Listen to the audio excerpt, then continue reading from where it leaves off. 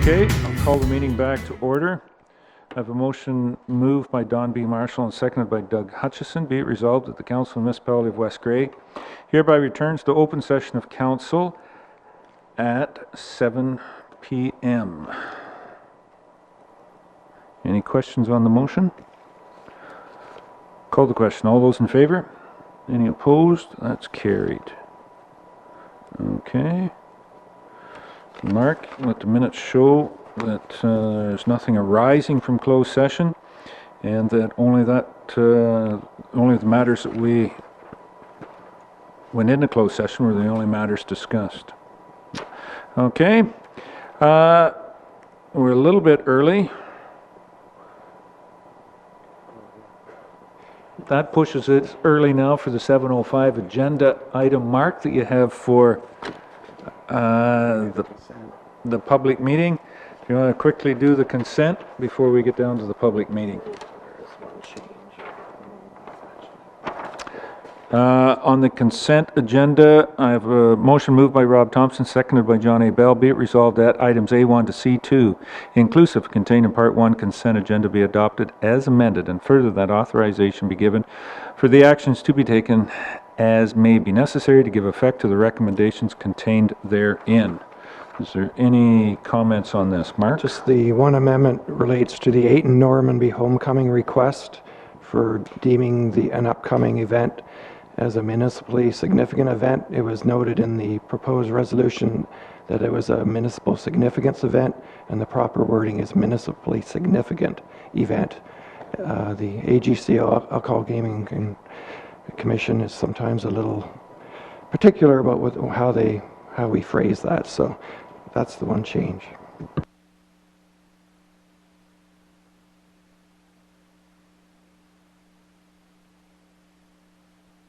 Any other questions on the consent? Seeing none, then I'll call the question. All those in favor? Any opposed? That's carried. Mark, I'll ask you hand out those recommendations as may be necessary to give effect.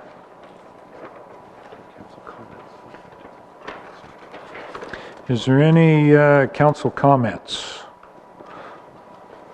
Any councillors have any comments at this point in time? No. Councillor Lawrence. Just to tell or remind people that the Newstead Recreation Committee is having an Easter egg hunt on Saturday. Registration at 9:30 and hunt begins, I believe, at 10:30, and it's at the arena, inside the arena. All ages? Not quite. Yeah. And lots of eggs, and there are 3 special eggs and other special prizes. And I just report, and the mayor may be going to, but we're both, not together, but both at the Newstead Firemen's Association chicken barbecue, a week ago Sunday? Yes. Excellent crowd, excellent food as always, and really to be commended on that. And they do an excellent job with that. The firemen, kudos. They served, I think, about 300 or so meals at the Newstead Hall, but they also delivered well over 200 meals to shut-ins, right from Clifford to Mildmay to Hanover and across to Ayton, from what I understand. So there was quite a delivery group drop-off as well too. Any other comments? Councillor Hutchison. Doug? Yeah, I think it's also worth mentioning that locally at Durham, I think the Lions Club is also holding an Easter egg hunt this Saturday, and I believe I read somewhere that Ayton is having one also. Did I not read that somewhere? No. I thought I read that somewhere that Ayton was also having one. If you don't have your microphone on, Ms. Lawrence, you're not saying anything. Well, you can probably answer this better than me. I think it's at Margraps, isn't it, Kevin, when they have that? Yes, the Optimist, usually they're at Marg's, some type of a small. It's maybe not quite as big as the one Newstead and or in Durham, but Okay. yep, they'll be out there trying right. to find those bunny eggs. And one other item, and I'm going to maybe turn this over to Mr. Bell because he's the farmer in the group, but on the weekend, four of us attended a Ontario Federation of Agriculture Politicians Day in Newstead, and they had some concerns they expressed, and it was very, very informative. I found this interesting, but there are some issues out there that they're looking at and talking about, and maybe Mr. Bell maybe wants to comment on some of those. No, anytime you can get all levels of government together, it makes for a good day, and a number of subjects were brought up, and Miracles is apprised of all those also, but anywhere from severances to planning issues to source water to conservation to Bill 100 was another one that was discussed at length, and yeah, all those things. I think it was a good day, and MPPs Walker and Thompson were there, and yeah, MP? MP Mr. Miller got there a little later. No, No, Mr. sorry, Miller Mr. didn't didn't get there. No, Mr. Lobb was there. Excuse Ben Lobb me. was there, yeah. Okay, Mr. Lobb was there. I'm sorry. Yep. But yeah, a good day ahead by all, and yep, by hopefully some good things will come out of it in the future. We need to keep pressing and keep talking. Yep. Just two other quick reports. Trek for Tourette's was on Sunday. Ayton in Ayton, 5-kilometer walk. I understand that they raised somewhere between 400 and 500, just a little over 4,000. I was going to say 4,000 to 5,000, just a little over $4,000 to start a Tourette's support group. There's a young individual just in the community of Ayton that has been identified with Tourette's, so this is kind of what kicked it off. And the closest one would be Cambridge for a support group. There's nothing in Grey Bruce. There is another individual in Port Elgin apparently, so the two families are working back and forth. So a very good day, great support from the community, and hopefully it'll help the individuals cope with it's not a absolute debilitating condition, but it's certainly one that needs a lot of work with. The other one is anybody out there that has access to a computer or goes to the library. If you don't, goes to your local real estate office and ask to borrow theirs. There is out at the point right now, the Canadian government is wanting to put a female face on one of our bills. And Grey County has put forward nominated Agnes McPhail. I don't think needs any more recognition than Agnes McPhail, the first MP member voted in the British Empire, and was born right here in Grey County. Matter of fact, just over in Proton Township, lived a lot of her life in Ceylon. So we're hopeful that anybody that has the opportunity, get online and vote for your favorite Grey County female elected official, posthumous, that Agnes McPhail to be put on to be the First Lady, to be put on the face on a Canadian denomination bill. So please get on there and do that because it is very timely. I think it stays until the 31st of March. I'm looking, Mark, is that what it come out? That you can vote. It's not quite like an election, because I understand there you can vote early and vote often. So do it as many times as we can to see if we can get Agnes on there. Great thing.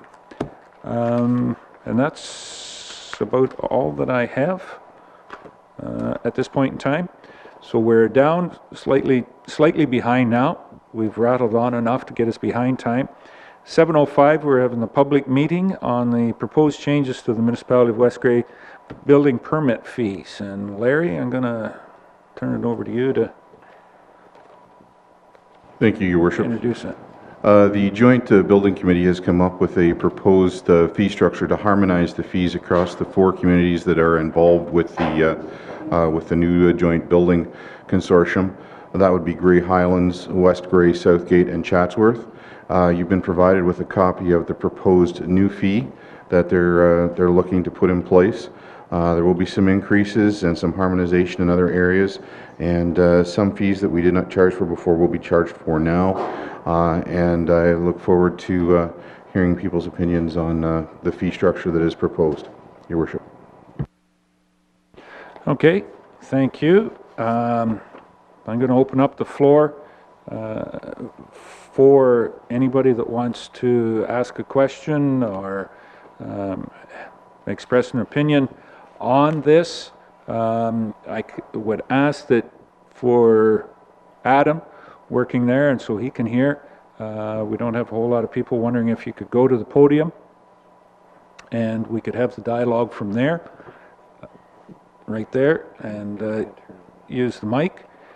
And the only other thing I would add is that this has been a collaborative and consensus draft put forward by the Joint Building Committee, which is Chatsworth, Grey Highlands, and West Grey, that are sharing personnel and services on this. So, anybody?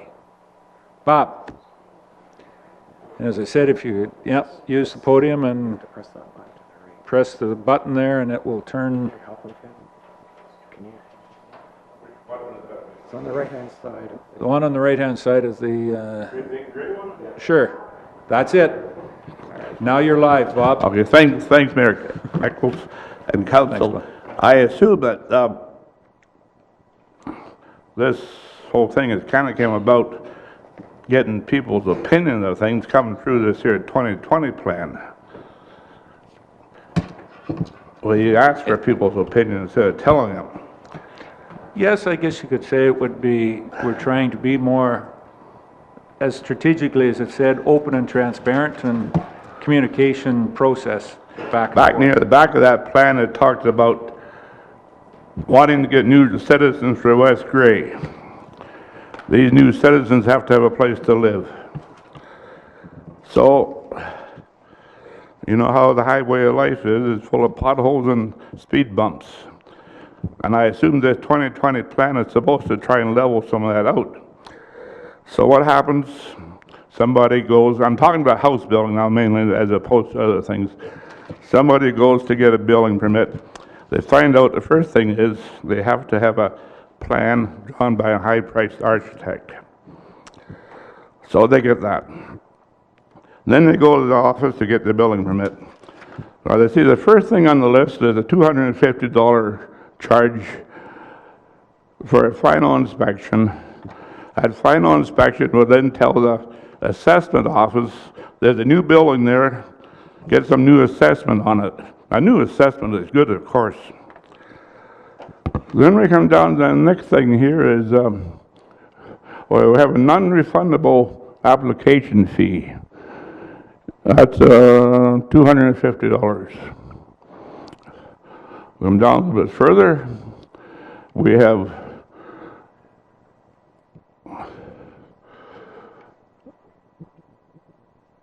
non-refundable, no, that's same non-refundable administration fee in there someplace too. That's probably about $1,000. Then we come down, we discover the price for building permit itself has more than doubled. Then we come down further.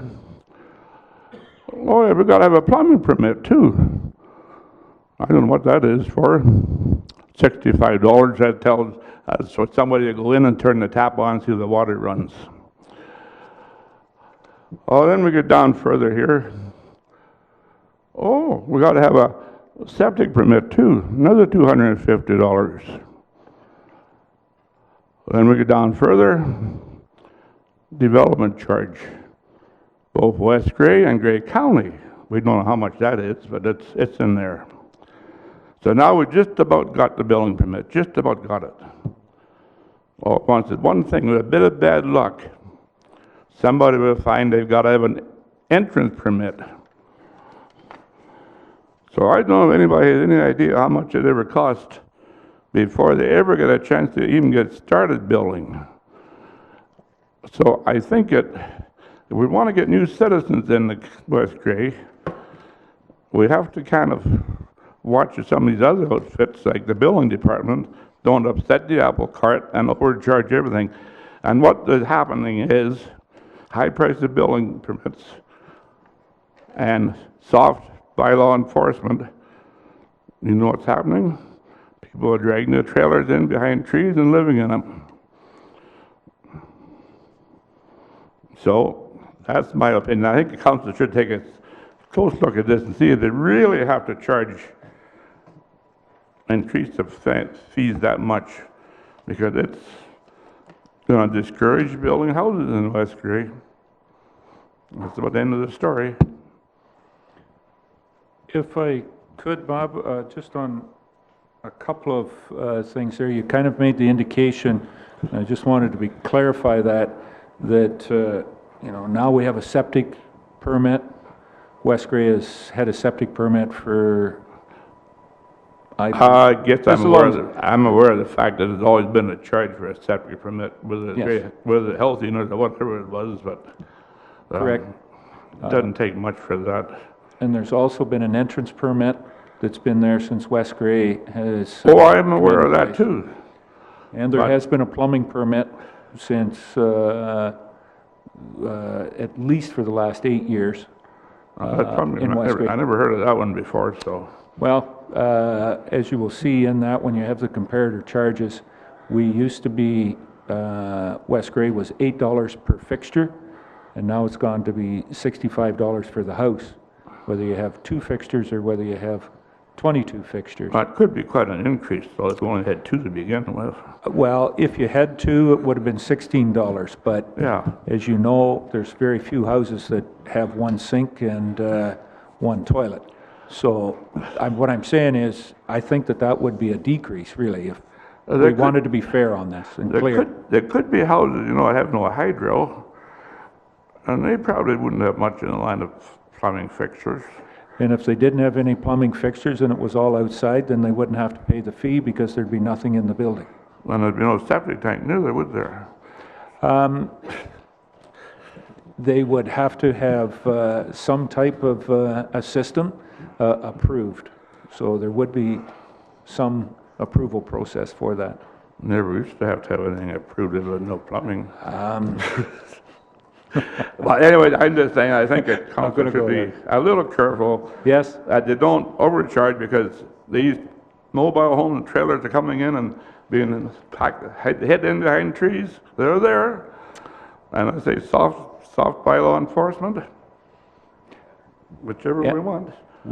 I think we are getting better on bylaw enforcement for that, and I think that, in my belief, is certainly that individuals that have trailers, and anyone that is like that, that's being lived in on a permanent basis, is illegal. For the environmental issue, the community is not condoning that anymore out there, and we'd certainly like to know about it as to where that would go, so that we didn't end up with another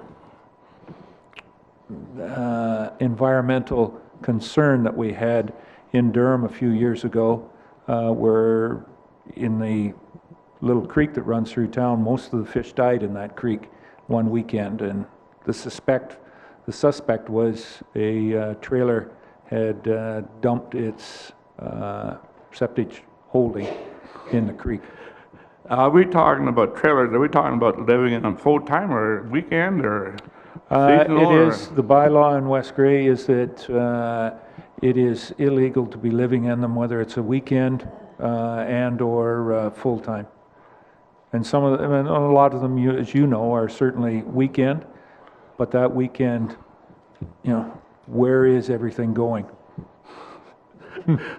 That's anybody's guess. I know one And it's mo- got moved in last fall, and you can see it from the road when there's no leaves on the trees. They haven't lived in it all winter, but It's not there just for make the place look pretty. Yep. Okay, well, thank you for that, Matt. Anyone else? Ken? Give us got some paperwork for us? I'm just a messenger here, but the writer was here, he'd probably be a lot more colorful than me. I've never known you to be pale. No, I'll try my best. Anyway, Donnie called me around noon hour. He had some personal stuff to attend to in Toronto and asked if I'd come and present his argument, I guess, against some of the things that were just talked about by Bob. I'm not going to read it word for word. I'm just going to read it, the gist of it. He's saying the proposed increase to building permit fees, said less than a year ago, the department amalgamated with Grey Highlands. And at that time, the question was, well, why were they doing that? And it was said that they would save about $40,000 per year. So he's wondering why, if they're saving that much money, that there's going to be an increase now. Mr. Tremble is the owner of Can Do Homes, as everybody knows. He built approximately 22 homes in West Grey last year, and he has at least 20 plus houses on the go for 2016. He's saying that he's not a big industry. I beg to differ with him on that, but he has a large input into the economic development in West Grey. And for example, he gives the gas stations, restaurants, banks, hardware stores, all the places that he deals with. Also, all the employees in sub-trades that he employs, a lot of them do come from the community, so he's providing a huge employment. He's saying that he recently purchased a building permit in Hanover. The building permit, water and sewer hookup and water meter was approximately $6,100. He purchased a permit in Brockton in 2015. Total fees for everything were $1,900.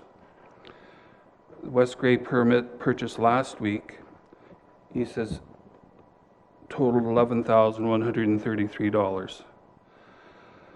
If councillors here tonight were in business, he's asking where would they build, in the three communities.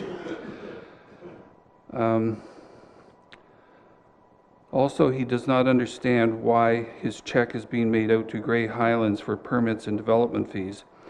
He was told that West Grey is paying a flat rate for the fees. This seems like a lot of paperwork going back and forth. He doesn't feel that putting a lot of trust into your business in Grey Highlands. So, I'm not sure what his point is there, but I guess he's wondering why the checks are being paid to Grey Highlands rather than West Grey. He knows that the bylaw and property standards have been amalgamated with Grey Highlands as well. Does this mean, he's asking, is it working well? He said 15 residents on George Street sent in a complaint last fall about a property on their street that doesn't comply with municipal bylaws. I'm not sure what property that is on George Street. I can imagine it's that little white house halfway down, I think. I don't know. As of yet, we have not received any correspondence back, even that you have received. Yeah, he's saying that he doesn't even know whether you received the letter, in other words, a notification. I hope this isn't what could happen with other areas with amalgamation. He feels with West Grey is slowly losing its identity. Also, he's complaining about the landfill costs. Our costs at the dump in West Grey are approximately $2,000 a month. We have not taken any garbage to West Grey since the new rates came out. They're taking their garbage now to Mount Forest, to Waste Management, and have saved approximately $5,000 to $6,000 to date. So I don't know over what period of time that is. He goes on to say that living here and owning several properties here, operating two businesses, and very proud to be a resident of West Grey. We have such a strong council. Why are we taking these services out of West Grey? Which is probably a good argument. I don't. And he'd like to have been here to discuss the things himself and probably explain it a little better. Again, like I say, I'm just the messenger on the thing. Some of it I wasn't aware of until I got the letter this afternoon, so hopefully I've conveyed it in his best interest the way that he would have.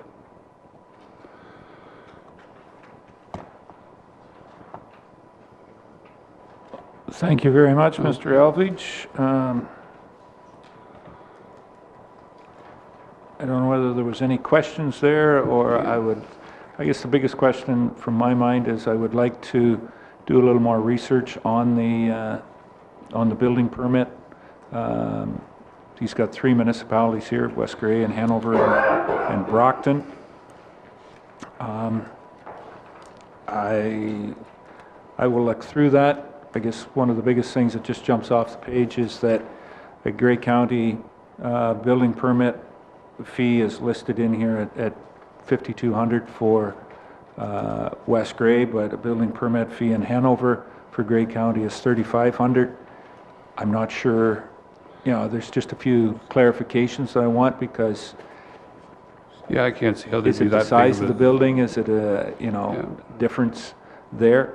But it shouldn't be that much different between Grey County, whether you're in West Grey or in Hanover. So we'll take that research there and see where we end up with that one. Can I ask a question on the amalgamation? What is the benefit of amalgamating with Grey Highlands and having things directed that direction? It's not, just for clarification, it's not really an amalgamation. It is a partnership with the 3 municipalities to have a fully operational building department to meet the regulations from the building code as set out by the province these days. The qualifications that are there for inspection, for issuing permits, the individuals have to be highly trained. What all 3 municipalities were recognizing with the building that we have, and don't get me wrong, we're very supportive of and trying to have that.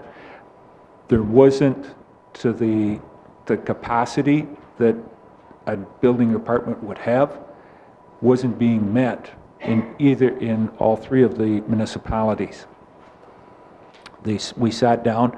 I mean, you've got a building inspector that, quite frankly, is operating at 60% of what a building inspector would be, and a chief building official, at 60%. It's too much for one person, not enough for 2, and you do need both. And then you add septic on top of that. We thought instead of each one of us having 3 to 4 people, that would it be, and we sat down and had a great discussion on that, about if all 3 municipalities went together, what would it look like? Would it be 12, or would we be 6, give or take? And it ended up that when we started this last year, we were at 6 individuals. So that's where, in Mr. Trimble, where he's saying, where's the savings? On the 3 municipalities on a combined basis, that is where we're at. We are paying a fixed rate on the percentage each year. Will be worked out on a percentage of how many building permits are issued in Grey Highlands, Chatsworth. And I guess for further clarification, it's not 3, because as of May 1st, Yes. the Township of Southgate is coming in as well, too. So to maximize the usage of these highly trained individuals, to look at that and get a capacity that will do that for us. So the savings in the long run will be wages, less people hired to Yep. do the same job. Yes, and it's not so much about, I guess you could say, yeah, we could all have it, but if everybody has it, as I said, there's a fair bit of time where you're not maximizing the use of those individuals. And it's difficult to say, well, you can, many years ago, you say, well, you could be the building official and the chief dog catcher as well, too. Well, today... It was like that at one time. Yes, it certainly was. Today, we've gone beyond that, and it's for the size where we're running just in West Grey from the Huron County, Huron-Wellington, Bruce County border, just north of Clifford, to north of Markdale. You tell some people in the city, while I'm doing building inspections, and I could be in the same municipality, in a lower tier municipality, but it takes you an hour and 45 minutes to go from one to the other. We just can't have those multitask or multidisciplined people out there anymore. So that was the reason to going with this, was that we would have fully qualified and be able to use them to the maximum capacity. Okay. All right? Yep, thank you. Look forward to further discussion with yourself and Mr. Trimble on this. Somehow I do believe he knows my phone number, yes? Yep. Okay. Anybody else? Thank you, Ken. Go ahead, Mark. The only concern I would have relates to compliance letter requests, zoning compliance letters. In the I can. schedule, it does say West Grey charges $45. It's actually $50. However, it's proposed to increase to $100. That may not be a big issue for a lawyer's office that will, make the client, will go back to the client. However,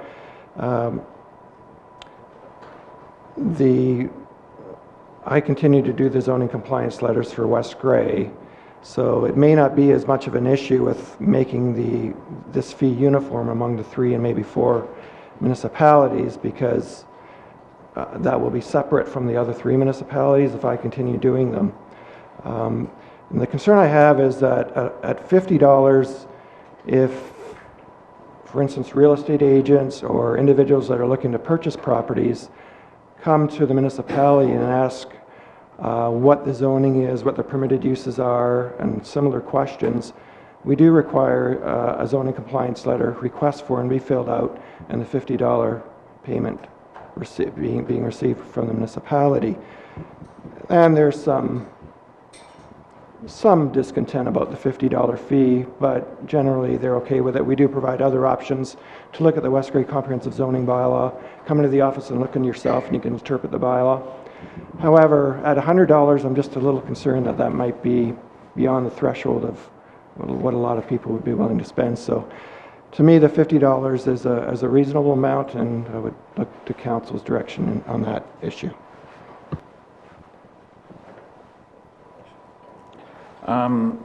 At this point in time, I guess the best I can say is working on that committee. We will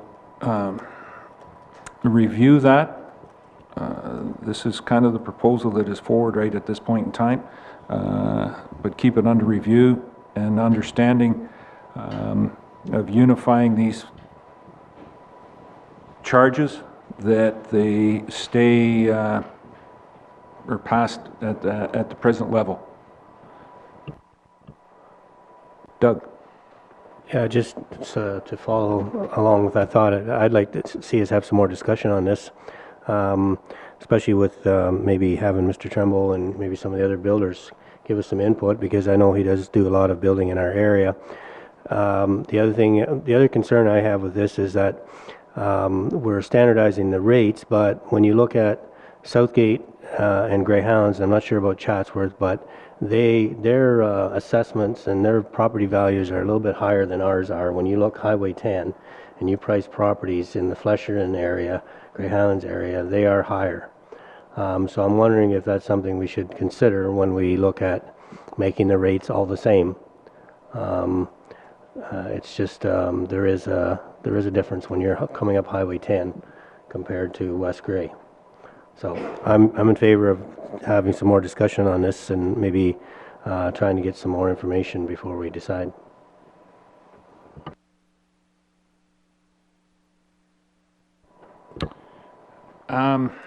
And I guess one thing that hasn't been stated here, West Grey's building permit fees, I'm looking at Carrie and/or Larry, would be 4 years since last time we reviewed our building permit fees. Carrie, yeah? I should have done a little more in-depth research on that, but that didn't get the exact, but I can see Carrie going, and I think that's what we come up with, Larry, was about 4 years, or it might even have been 5 years since the last time. How far are we out?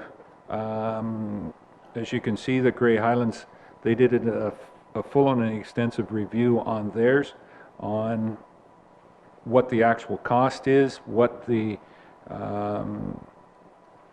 input and the time to do those, and that's from 2014.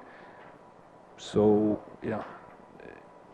ours, I think, because inflation alone has driven the cost up a fair bit in the last 4 or 5 years. So even just to make a catch-up time, we would have seen these rates if we were trying to get to today's, average out there. We certainly didn't go to the top when this was reviewed by the committee, and certainly didn't drop everything to the bottom. It was trying to get that somewhere in that 50th percentile. So, anything else? Don? Just wonder what the committee's thoughts were on, there's some places that didn't charge a rate, and I'll just pick one here, the tent, for putting up a party tent. West Grey charged $50 and Southgate maybe charged $75. Or that was Chatsworth or Southgate, who's ever on the end of the line there. So if now Grey Highlands and Chatsworth, we start charging them $75, that will increase the revenue for the building department.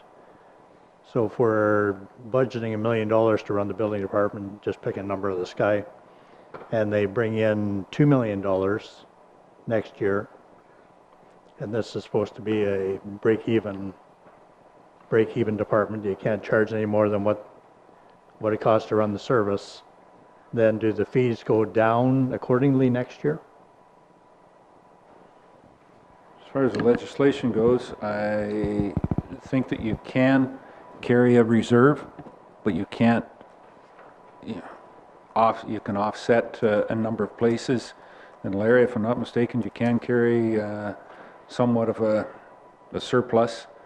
I'm not sure whether there is a given percentage there, but I would think if it did get to be that point, that the committee themselves, the Joint Building Committee, would certainly look at, absolutely look at that.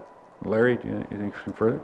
Your Worship, it's my understanding that the intent of this is to be a revenue neutral, just to cover the cost of it.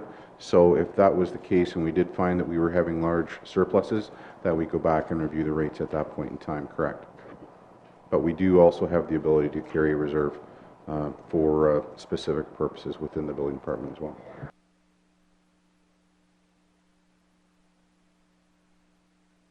Yeah, further, Doug. Don? Sorry.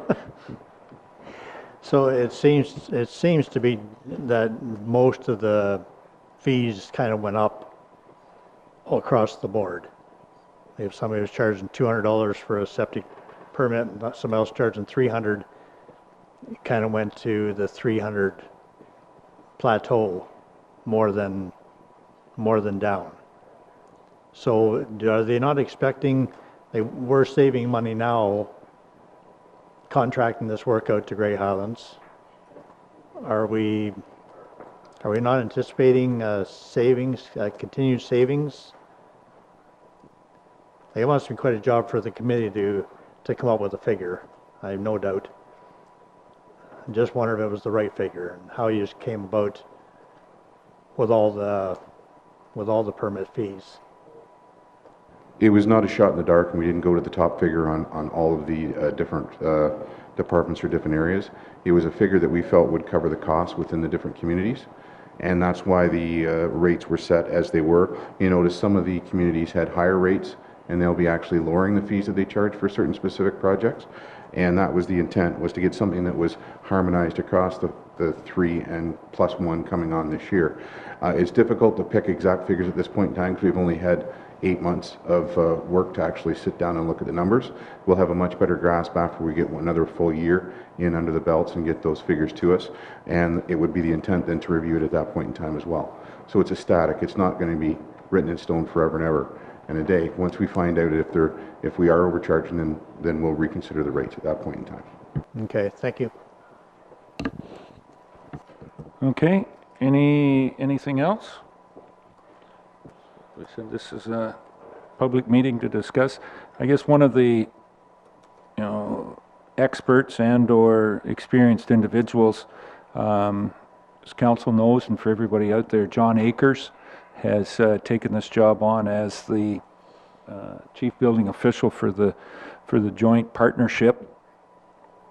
John did work here in West Grey 6-7 years ago for a couple of years with us before he went off and took the job in Grey Highlands, and has certainly covered when we had individuals that were off either for personal reasons or vacation time. John has worked back and forth. It was a good working relationship with our staff here in West Grey and Grey Highlands. But John and his experience give us a lot of advice on a number of these fees that were being charged at this point in time. So if you wanted to really, you wanted to get down hard on the numbers, you could take a look and say, this will be a boom to Chatsworth, because you can see that quite a few, and a substantial number of theirs have dropped in comparison to some of the rest of the municipalities. I think that it is fair. I guess we will, as part of the committee that worked on it, we'll see. Probably one of the biggest ones in there is the increase or the ability is on industrial wind turbines, that there is now a fee in there for them. So I'm not sure how that'll be received. Just hope that we don't have to bother having one pay it. But we'll see what is going forward. Okay? Any other comments?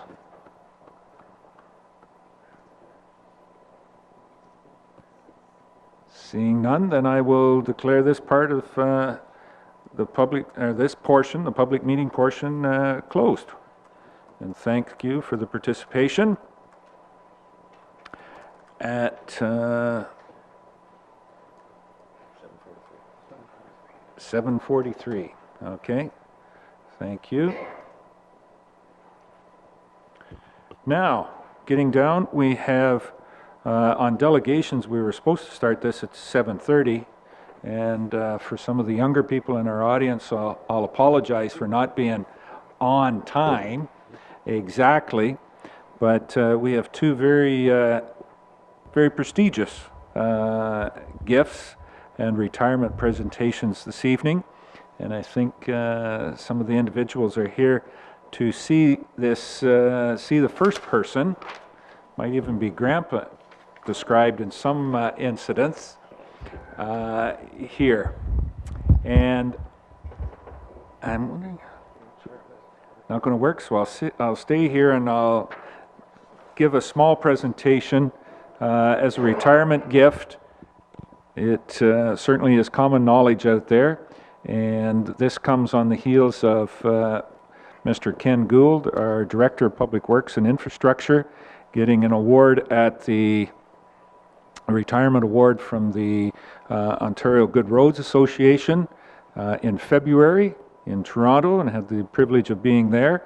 recognizing his 47 years of working in the public roads construction and maintenance.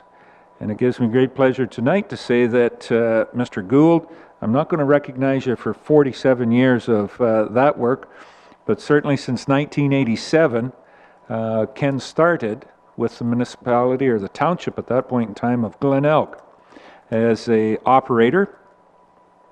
And in 1991, July, I can't be any more specific, Ken, than that. You know the exact day? In July of 91, Ken then took the position of road superintendent for the township of Glenelg. And then in January of 2000, upon amalgamation with the municipality of West Grey, Ken became the public works director for West Grey. And so if the addition goes all the way it's supposed to, I think that's, what did we say the other night? 29 years? 39 years? A long time that Mr. Gould has looked after the roads, the back roads of Glenelg, and all the side roads and concession roads of West Grey as well too, with exemplary dedication to the job. And he probably couldn't have done that dedication and support without somebody in the middle of the night kicking him out the door to head to his grader and or operator's job and doing it. I think I jest with that his wife Charlotte is with us here this evening. And Charlotte, you've probably had to put up with a number of phone calls throughout the years of bumpy roads, dusty roads, a few other of the Rhodes brothers that are out there. And you should be certainly commended for that as well too, of those early morning alarm clocks going off to plow snow and all the rest of what goes with the public employee.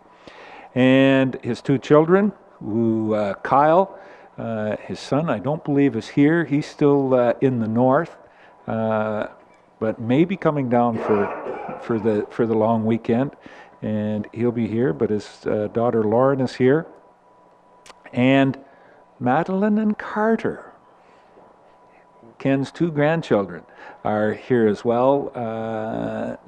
And I see, Carter, you have on Grandpa's favorite baseball team hat. Yeah. Well, thank you for thinking of baseball, because none of us that really know hockey support Grandpa's favorite hockey team. And we'll leave that one. That's enough from myself. But Ken, it's been a terrific run, and I say thank you for your dedication again and commitment to the job and to the municipality and to the citizens of West Grey.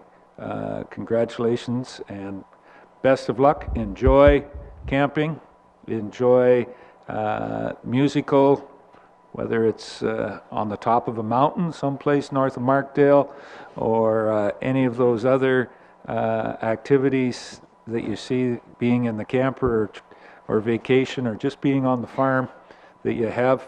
Best of luck in the retirement, and I know it won't be the last time we bump into you somewhere along the road of life. So if you could come forward, I have a gift from Wentz Jewelry. To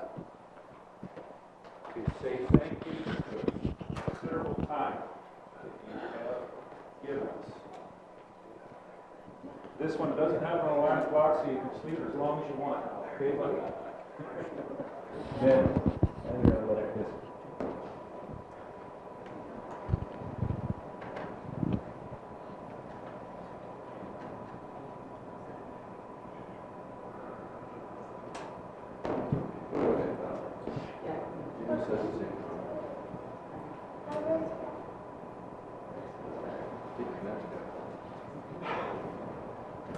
How's that looking for you? Huh?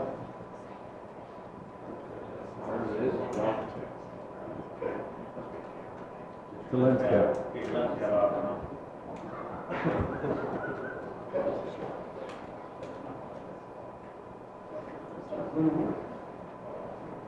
Well, this is pretty bright here. I didn't know a lot of my wife's had that long when I got married.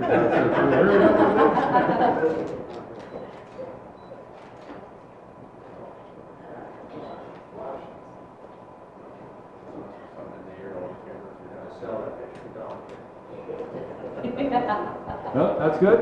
All right. Anything you want to say, sir?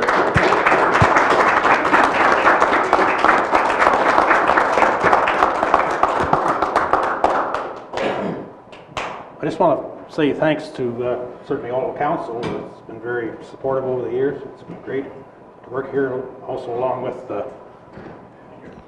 with the staff. We have Larry and Mark, Carrie and Phil here, and all of West Grade staff. They've been very supportive. Yeah, I've had a great ride, or a great run, and thank you very much for everything. It's been great. Thank you.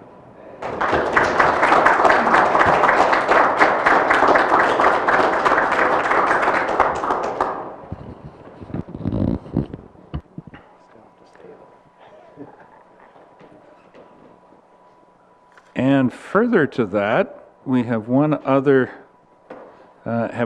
presentation this evening. Not quite as many as Ken, but Phil, do you have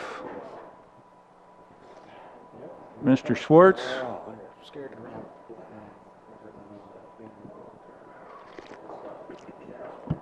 I thought it'd be. I can't give them if they don't get in here.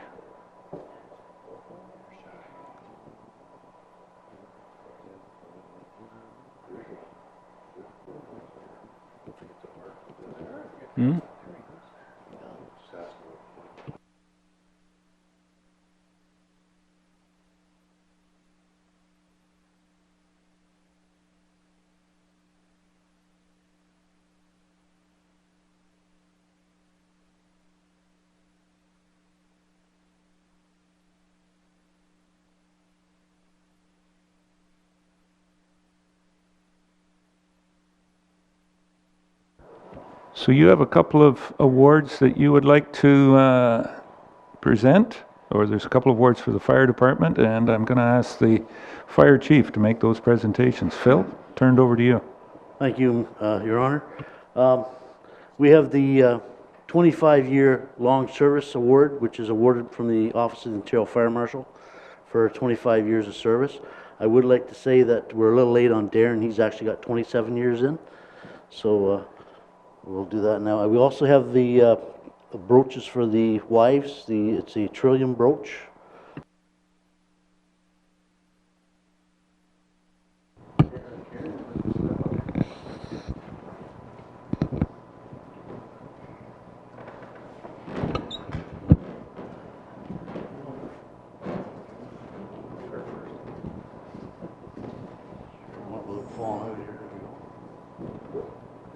How many years is it since you've done this, Darren? You know, kind of give a woman jewelry. Yeah. Last time was on one knee, wasn't it?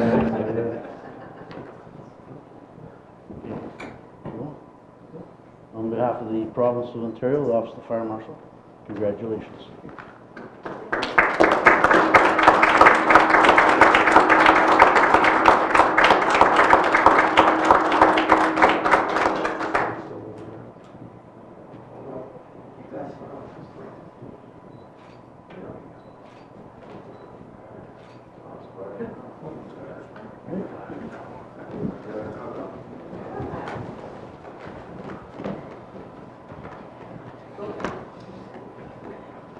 And Karen and Rob.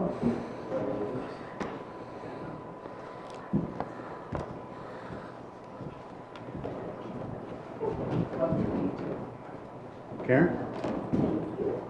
And Robert? And on behalf of the Province of Ontario, Office of the Fire Marshal, congratulations for 25 years of service.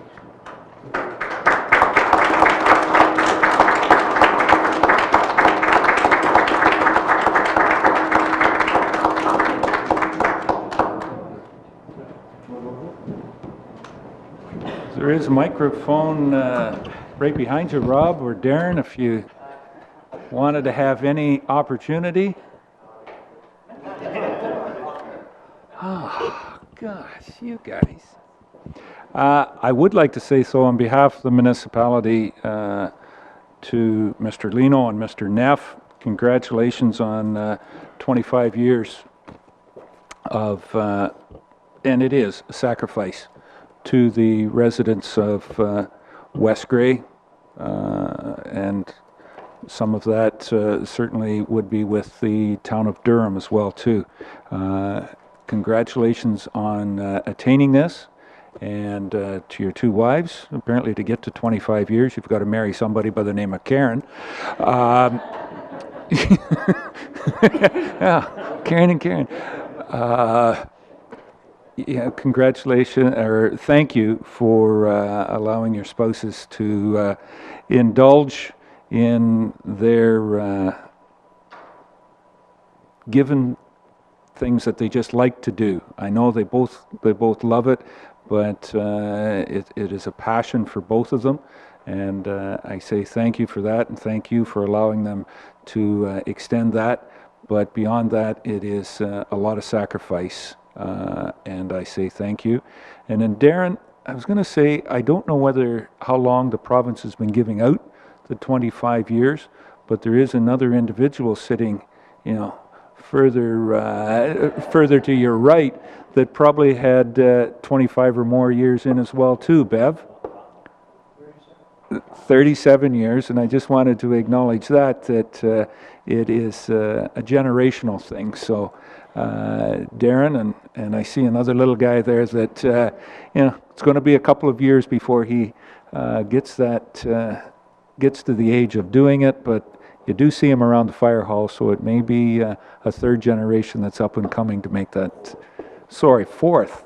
Yes, I'm sorry, Bev, because I forgot about your father as well too. That served 10 years on the fire department as well too. So this little guy will be the fourth generation that loves fire trucks. So again, Rob, Darren, congratulations, and thank you for all that you do for the municipality and the community at large. Congratulations.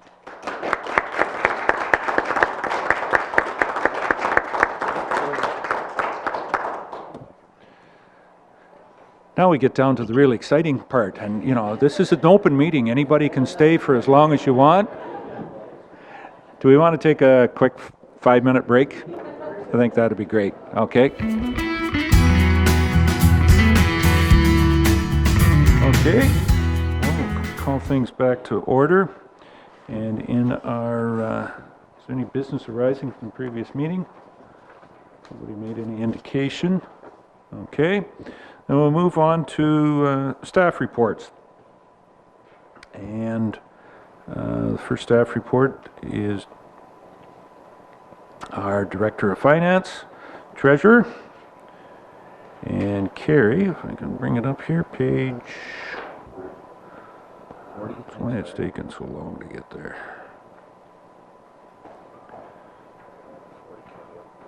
There we are. Carrie's report starts on page 40 of the agenda package.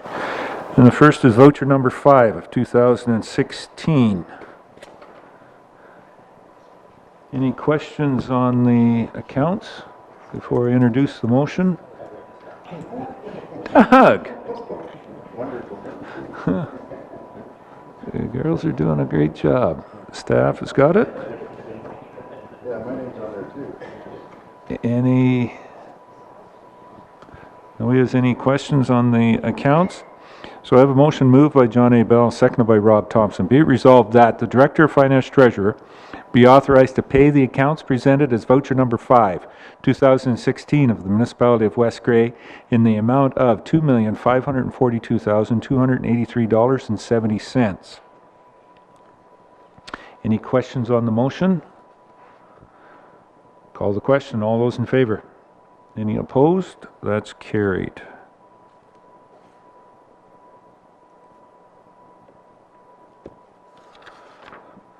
That is a little bit more than what we normally see, but I believe it's our first tax installment to the Board of Education. and the county portion that makes up about a little over $2 million of that $2.5 million voucher. Okay. The second one, Kerry, is the transfer from the insurance reserve. And I don't know whether you want to speak to this or whether there's any questions on it. We had a incident with and it's there, damaged by a plow truck on one of our parking lots, and a cruiser was backed into. I don't know whether you can whether I can say that this was a good coincidence, but this was one of the two cars that we were looking to replace, and we had an offer on the car at that $3,500. So the insurance to repair and whatnot was considerably more on the RFPs that we had sent out for this.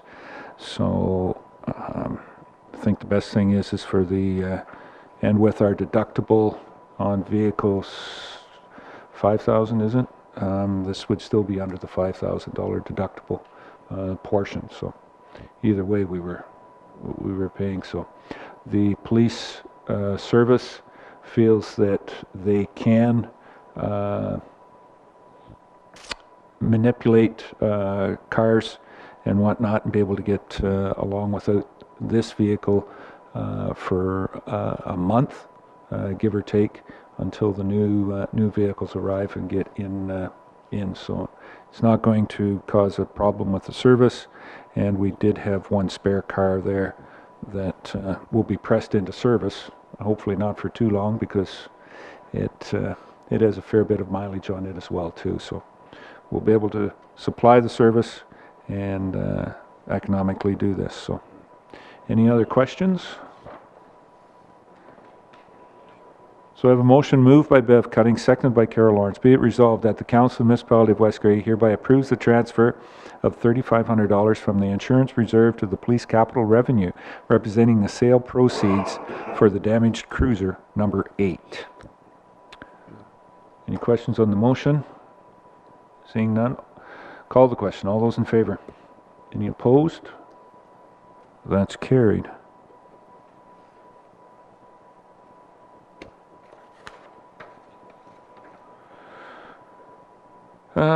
And the last part, Kerry, is for information purposes. There is the posting of the council remuneration. Any questions for Kerry? Comments? Very good. I'm going to, are these Public Works?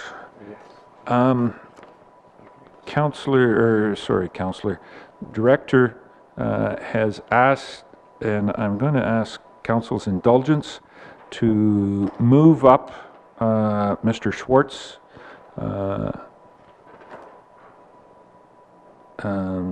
Phil's report there ahead of Ken's report. He's not retired yet. We want him to stick around as long as possible. Is there any concern with that? Because I know that Kerry could maybe have some advice or direction on this as well too. So Phil, if you're fine. Mr. Thompson has said that on this one he has a conflict and declared that at the start of the meeting. So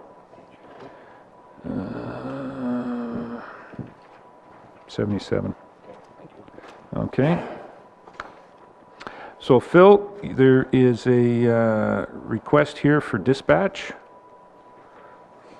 and I'm going to let you lead it through us. That you've, I don't know whether this is yourself or the Grey County, the County Association.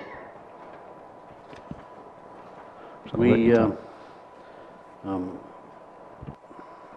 we sent out an RFP request for pricing. I'm not going to read totally through this. You'll have time to do it. Our contract with the present service provider is up at the end of 2017. If we decide to pull it this year, we'd have to give them 6 months' notice. and that would be prior to the end of June. We've had one dispatch service declined. They were not interested at the time. That would be Stratford, of course. We do have a presentation to Grey County Fire Chiefs on Wednesday at the Grey Highlands Council Chambers. If anybody's interested in coming, that's from the city of Barrie. I have no recommendation here of anybody as of yet. At the end of the day, you know, we could end up staying with Owen Sound, but I think it's an exercise we need to go through. So I would appreciate if you take the time and read through it.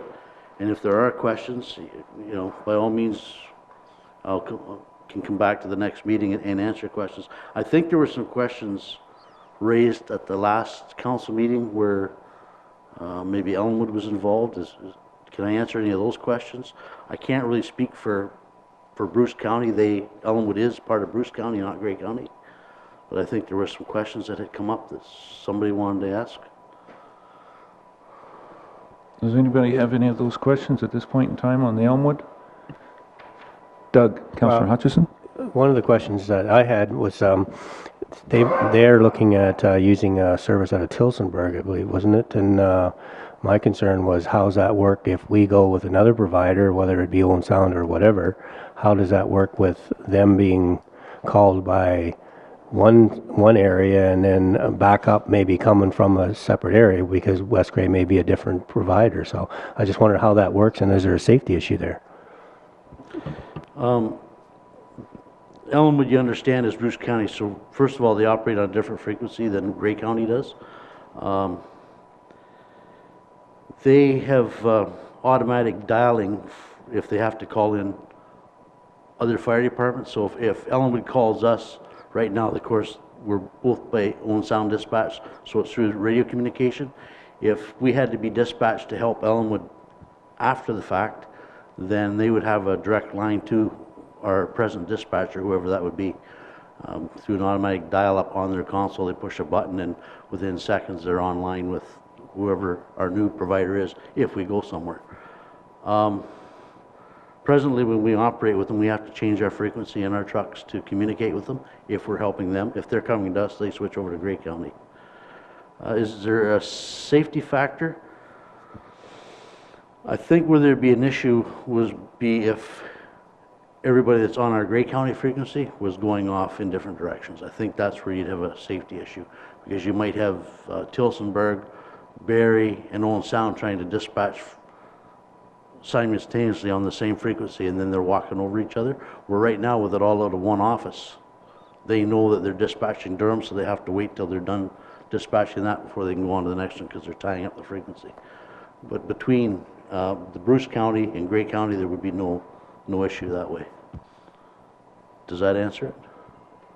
It does, but I just wondered, is it something that we'd be wise to wait and see which direction we go, and then ask Elmwood if they would go with us? But I guess it sounds like they're committing themselves to Tilsonburg, so I don't know whether we can make any suggestions to wait and see in terms of, and whether it would be beneficial or not. Yeah, I would.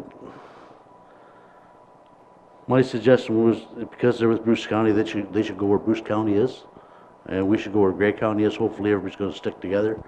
The presentation on Wednesday, they had originally said they weren't interested until they found out everybody in the county was talking about pulling out, and now they want to do a presentation for the county. To upgrade their equipment for one department, it's fairly expensive, but if they're getting buy-in from the entire county, then, so now they've gone from not wanting to service us to, we'll give you a presentation. And that's Barrie, City of Barrie I'm talking about. Mr. Bell. Yeah, thanks, Mr. Mayor. So Phil has, okay, this is Barrie that you're going to have the presentation from. Okay. So you don't have any, I guess, hard numbers, I guess, as far as what Barrie's charging yet? You won't have those till after the presentation? No, I don't have that till after their presentation. I can tell you that Town of the Blue Mountains is with Barrie now. Mm-hmm. So is the City of Collingwood. which is right next to Blue. They're not part of Grey County, but Blue Mountains is. Yep. And so we've already got a split there now. So Okay, so then you would probably, at this meeting or sometime, have a better understanding of what Owen Sound's gonna quote us also, so you'd be able to come back to us. If we were to let you go to the meeting, I guess is the idea, and come back, and you'd be able to come back with costings from all those different departments, whether it be Tilsonburg, whether it be Owen Sound, whether it be Barrie, and have that on a piece of paper for us? yeah, I have the costings in the report here. Okay, I There's just don't the see it. documents themselves, some of them are fairly thick and they cover a lot of technical stuff. Did I miss Owen Sounds? Owen Sounds is not on here. Okay, We did not send them an RFP, we're still under contract with them. Okay. And at the end of the day, we may not leave them. And I don't expect, seeing as we're under contract with them, I don't expect they're gonna give us a big jump in costing. that was my I'm next hoping question. it's, you know, Yeah. and some of these are comparable to what Owen Sound is now. Okay, So- just wonder if there was an escalation in Owen Sound per year or anything, can you? No. Okay, good, thanks, I'll wait for the next report, thank you. Bev? A number of years ago, we went through this scenario before, and Barry did give us a presentation, as I recall, at the Markdale Fire Hall.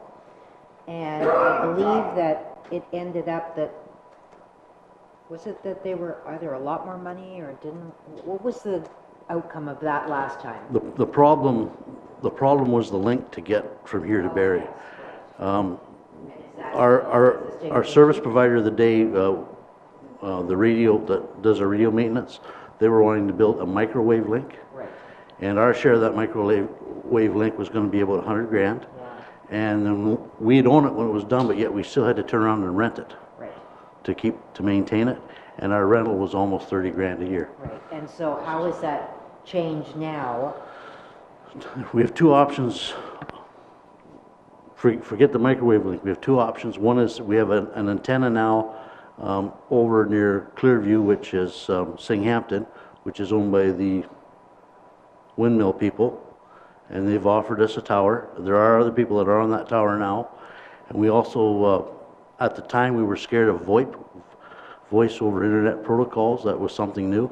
And that's the sort of proven itself now. So what would happen is we'd have a computer terminal at our water tower, where our radio set is, and it would come in through the internet and then go out through our radio system from Barrie. So I read in here, one of the proposals, there is about a $24,000 cost setup. Is that going to be equivalent when it's something like Barrie? That was for Tilsonburg. Right now, when we're operating a repeater off of the Hanover water tower, and if we were to switch and use our water tower for communicating, so we communicate from Owen Sound from our trucks. We actually talk from our trucks to the Hanover water tower to Owen Sound. We're out in Glenelg Township, we go to the Ceylon Tower and then to Owen Sound. Our tower here only functions from our base set to our trucks or directly to Owen Sound. If we get kicked off the Hanover water tower, we're looking at $24,000 to upgrade our water tower so we can talk to Tilsonburg.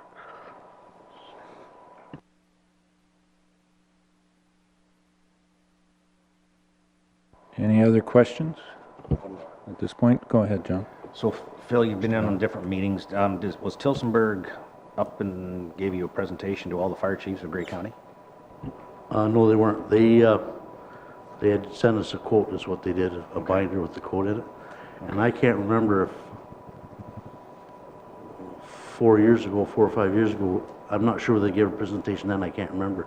It seems to me they were up then, but things have changed, so. There was 3 presentations given. It was Barrie, Tilsonburg, and Owen Sound, I believe, were the 3 at that point. I believe you're right. Yeah. Okay, so, and yes, we're still under contract with Owen Sound. We know what the price is there, so we know what it is from Tilsonburg. At least I think I saw that figure last time. We just don't know what the one from Barrie is. So We're waiting on that. They had sent a letter declining because they thought it was just West Grey. And I had talked to the deputy chief on the phone and told him that the entire county is thinking of switching. We're having some minor issues, but it's starting to get a little carried away with our present provider. And then they stepped forward and said they were interested in doing a presentation. So okay, what the costing on that is, I don't know yet. So Wednesday. Yeah, that's great that you're getting it together as a joint, looking at the joint aspect of it, I think, because I don't think we need scattered providers all over different areas of Grey County. So if the chiefs can get together and make a recommendation, I would certainly like to see something like that. Incidentally, the tower at Clearwater, is actually in Grey Highlands and I believe Grey Highlands Fire has already got a repeater on that tower. So it will hit Barrie, we believe. So that's something we can test down the road, but we do have a little lead time ahead of us for this year anyways.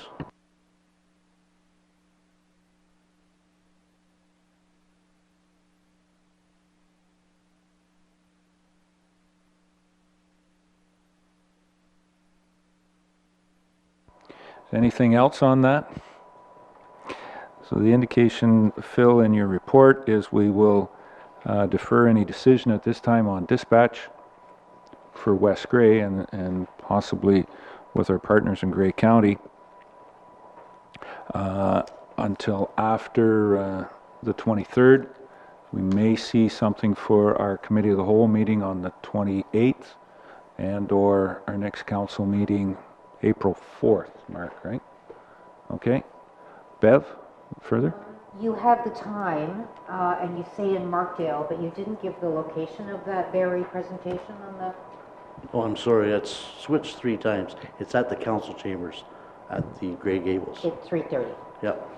Oh, at 1:30, 13:30. Oh, 1:30? Yeah. Well, you're talking, okay. Well, it's, 1:30 Yeah, on the 23rd?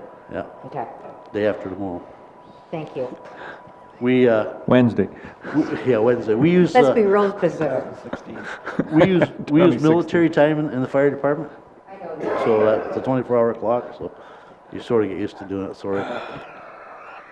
Then I would have shown it at 3:30 going, 13, yeah. Okay, all right. The second one you have, Phil, is the North Wellington. And I guess before we get into that, we'll find out, maybe ask Mr. Thompson to come back. Of course, when we speak about that, he had a pecuniary interest, but it's not on fire, it's on dispatch. So our agreement, Wellington North is wanting to renew the agreement, Phil? They're wanting to renew the agreement and upgrade it and update it, whatnot. The agreement that you see before you, if you take time and read it, it really does go in favor of West Grey. The costing I'm a little unsure of.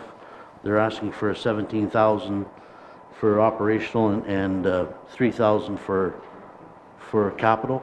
We do have a sheet here with the from 2009 to 2014,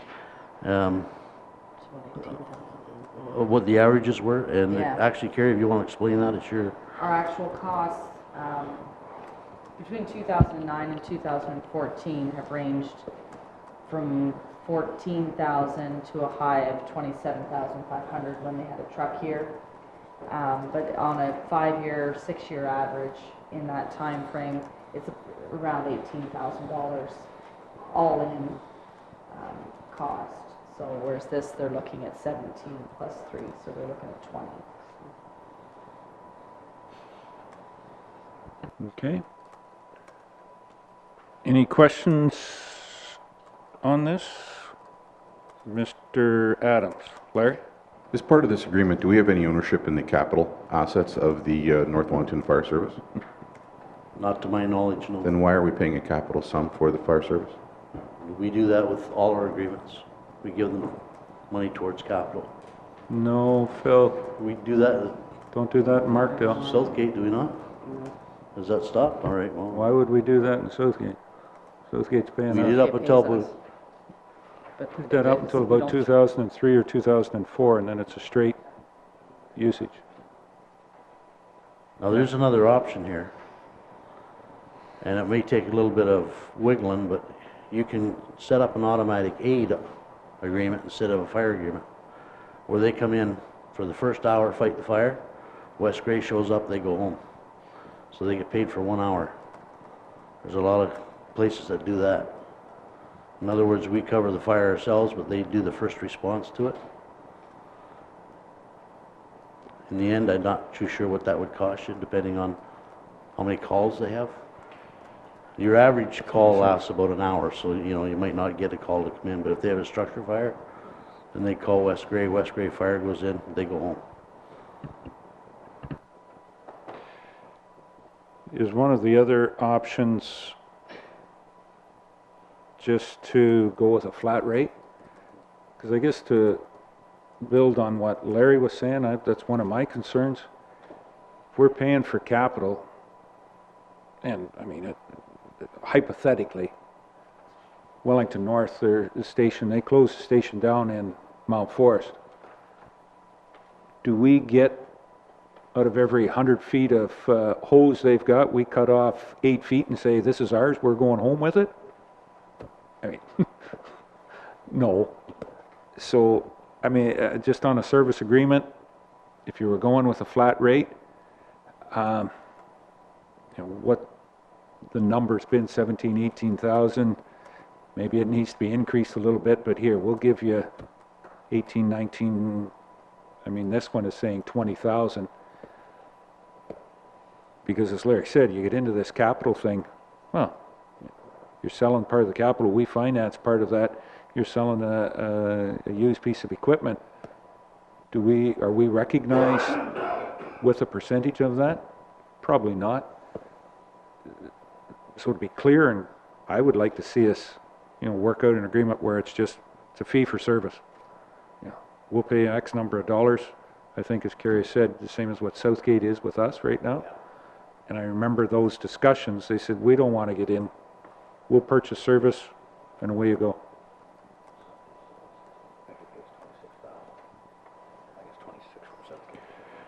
Somewhere around there, yeah.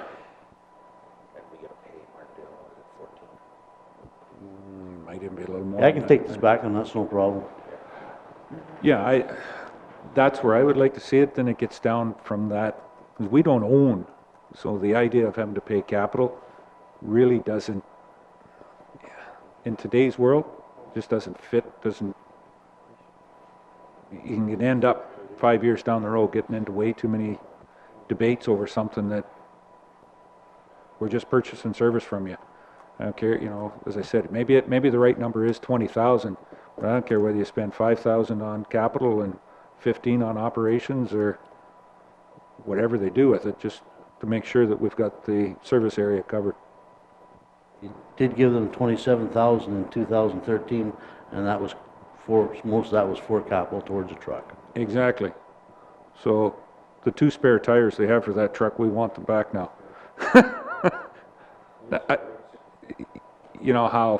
But that's why I think when we're purchasing, just go back to a straight purchase service, and then whatever they want to spend, how they want to divide that up on a yearly basis, that's fine. It's no problem. I'll go back with it. Okay?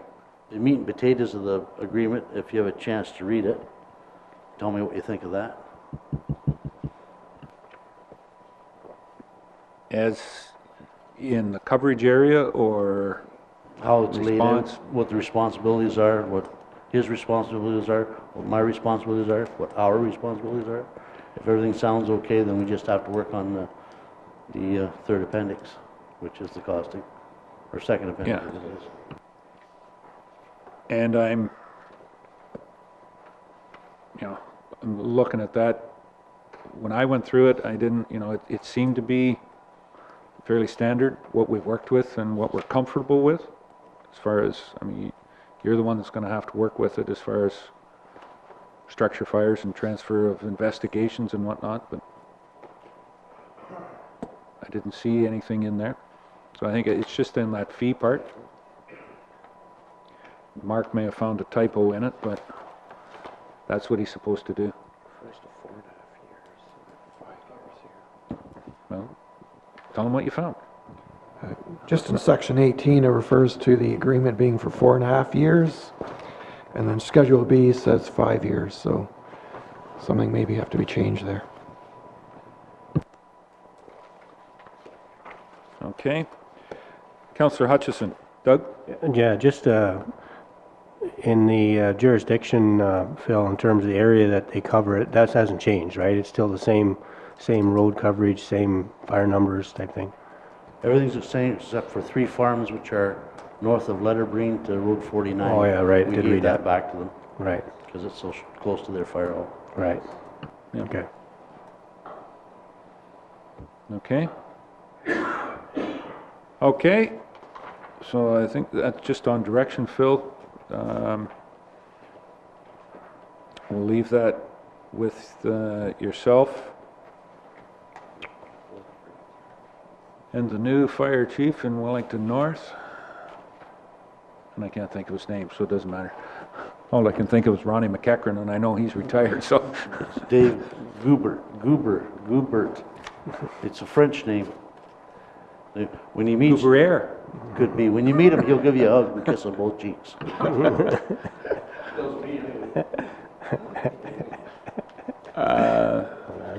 Well, as long as it's not that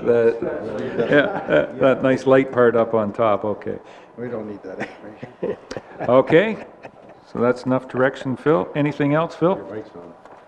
Chief Schwartz? That's all I have now. I do have quite a few items I'll bring up.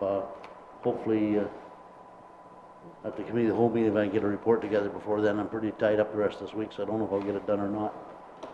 We did have our Health and Safety Alliance for Grey Bruce. I belong on a,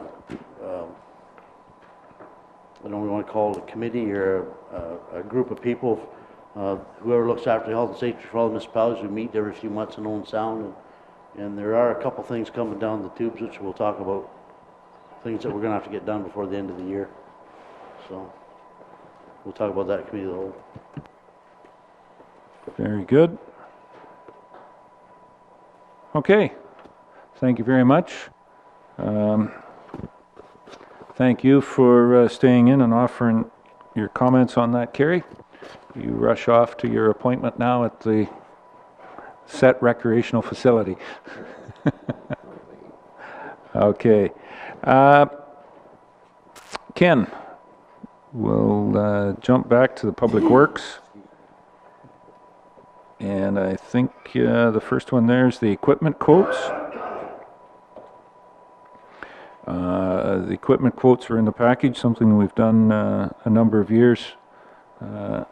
Instead of going out for RFPs for a backhoe to dig out a culvert or something, we have a number of, a listing there that we will access on those, and Ken's looking for a request to approve those rental rates. Any questions on any of those?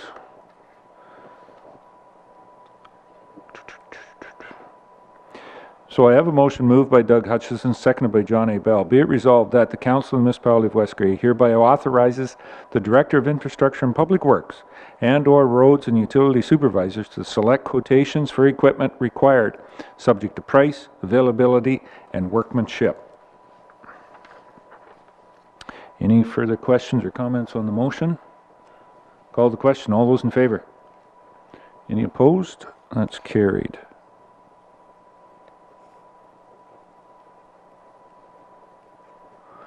There, Mark. And the next one, when we went out for the quotes, was we passed a number of quotes at the last council meeting, but this one was one we needed a little further investigation. And Ken, you are recommending the ground guys at $7.05 per swath kilometer. Any further comments to that? Yes, I did some background check on this company, and everything came back positive. So they do have actually fairly new equipment. They have a 2013 John Deere 125 horsepower tractor and a brand new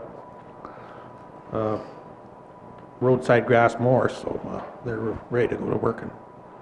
And the town of Hanover has been using them for odd jobs, including parking lots and snow removals, and they speak very well of them. So. Okay.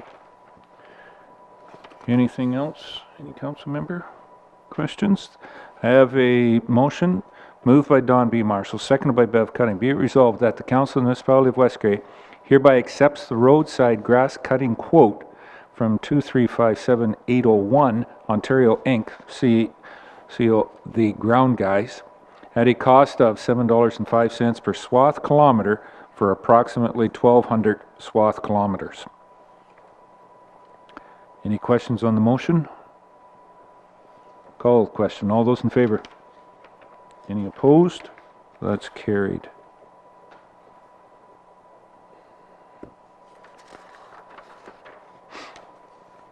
Okay. We were looking for a power sweeper for one of the backhoes.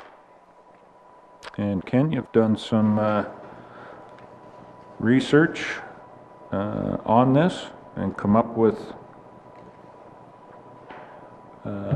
did a quote on that, and we've come up with the recommended one and under our estimated budget that we had in the, anything further? Yes, we have the new John Deere backhoe, and it's set up for, it has the hydraulic controls for a quick attach sweeper, and so we contacted John Deere and they come up with this this price. I think it'll be very beneficial. It'll move around a lot faster than a little tractor, particularly all the intersections and bridges we have, and I think it would be a good option for that new backhoe to have that on it. So we did include it in the 2016 Capital Works budget as well. So. Okay. So there's nothing else on that one. I have a motion moved by Rob Thompson, seconded by Doug Hutchison. Be it resolved that the Council of the Municipality of West Grey hereby accepts the quote from Nortrax for a hydraulic sweeper attachment for the John Deere backhoe at a cost of $13,350 plus applicable taxes. Excuse me on that. Any questions on the motion? Call the question. All those in favor? Any opposed? That's carried.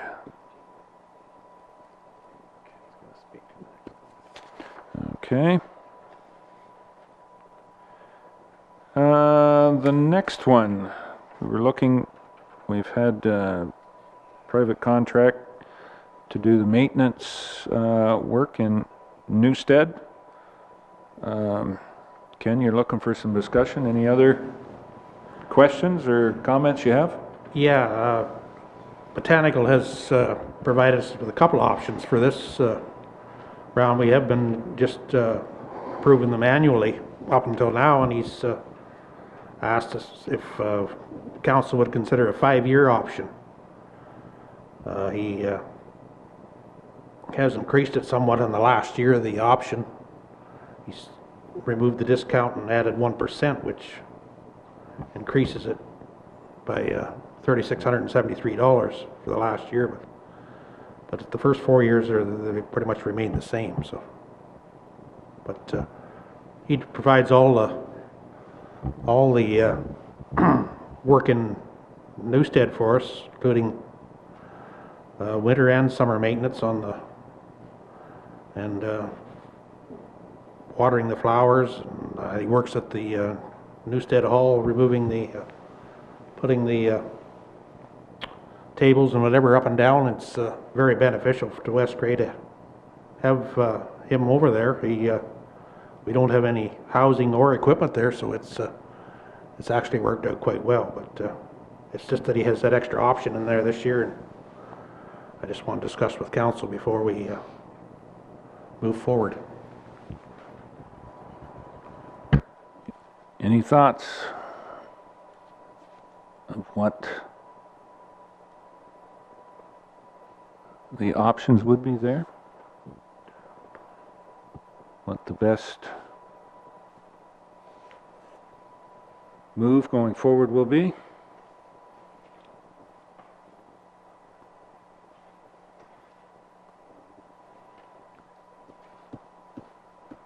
Is there a motion for this, Mark?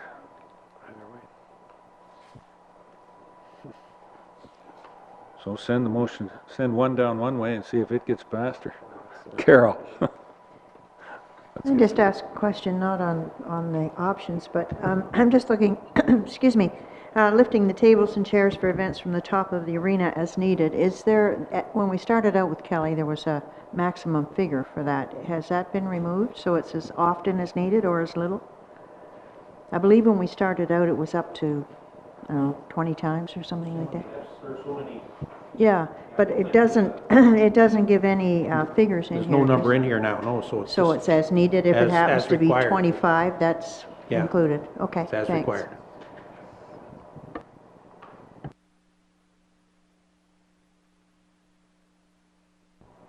Doug? Go ahead, Councillor Hutchins. I don't have the background on this in terms of years past, but I just looking at the figure, it looks like it's 45,000 and change for per year. Is that roughly is what we're looking at?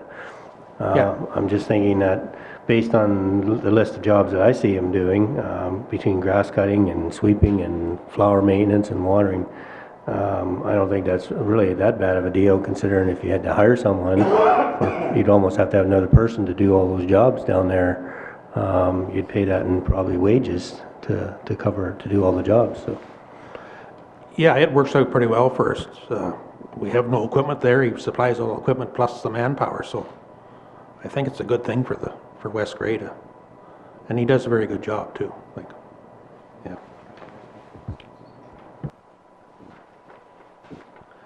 So we go in with the 5-year option, because Mark's,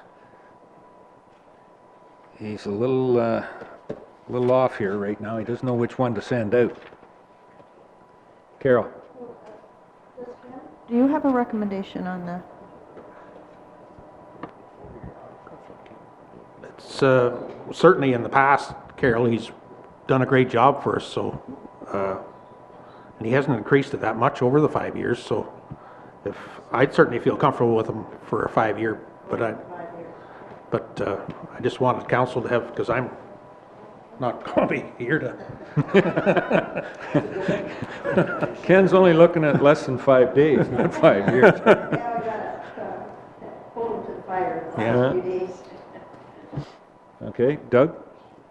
My only suggestion with that be is that sometimes things change, and a lot of the contracts we usually have a clause in there, if you give a 12 months notice that you're going to change providers, then you can do that. So I don't see why in this case we wouldn't do the same thing.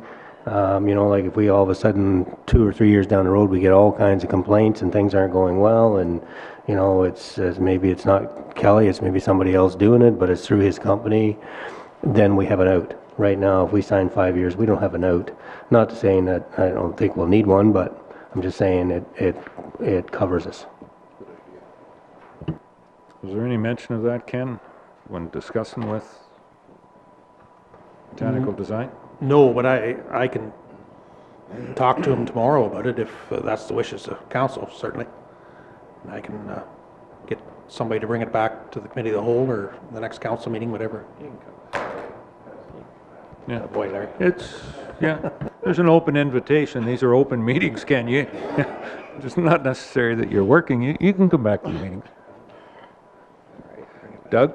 Just further to that, it prevents us too, because we're locking us in for 5 years, and some of us might not be here in 5 years. So it gives other people a chance to comment on it or get involved in a decision down the road, whereas we're locking them in for 5 years. I think with a contract of this nature, I fully agree with you. It was probably it was something I was going to bring up, that see if we can figure something out. The idea of being a 12 months, and I don't, certainly in the years that we've had Botanical Design, I haven't heard very, very little of negativity.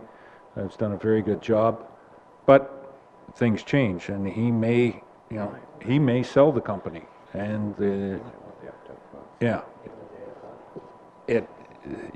I have no idea what comes down the road 3 years from now in this, and it may be as beneficial to Botanical Design as it is for the corporation here. So I think that would be one of the things if we can get a hold of Kelly and incorporate something like that. I'm getting the feeling that we would go with a 5-year contract if we had that added in, just before we sign it. Okay. Don? Just wondering through our procurement bylaw, if this is a big change to the contract going 5 years, if we have to tender something like this, it's $250,000.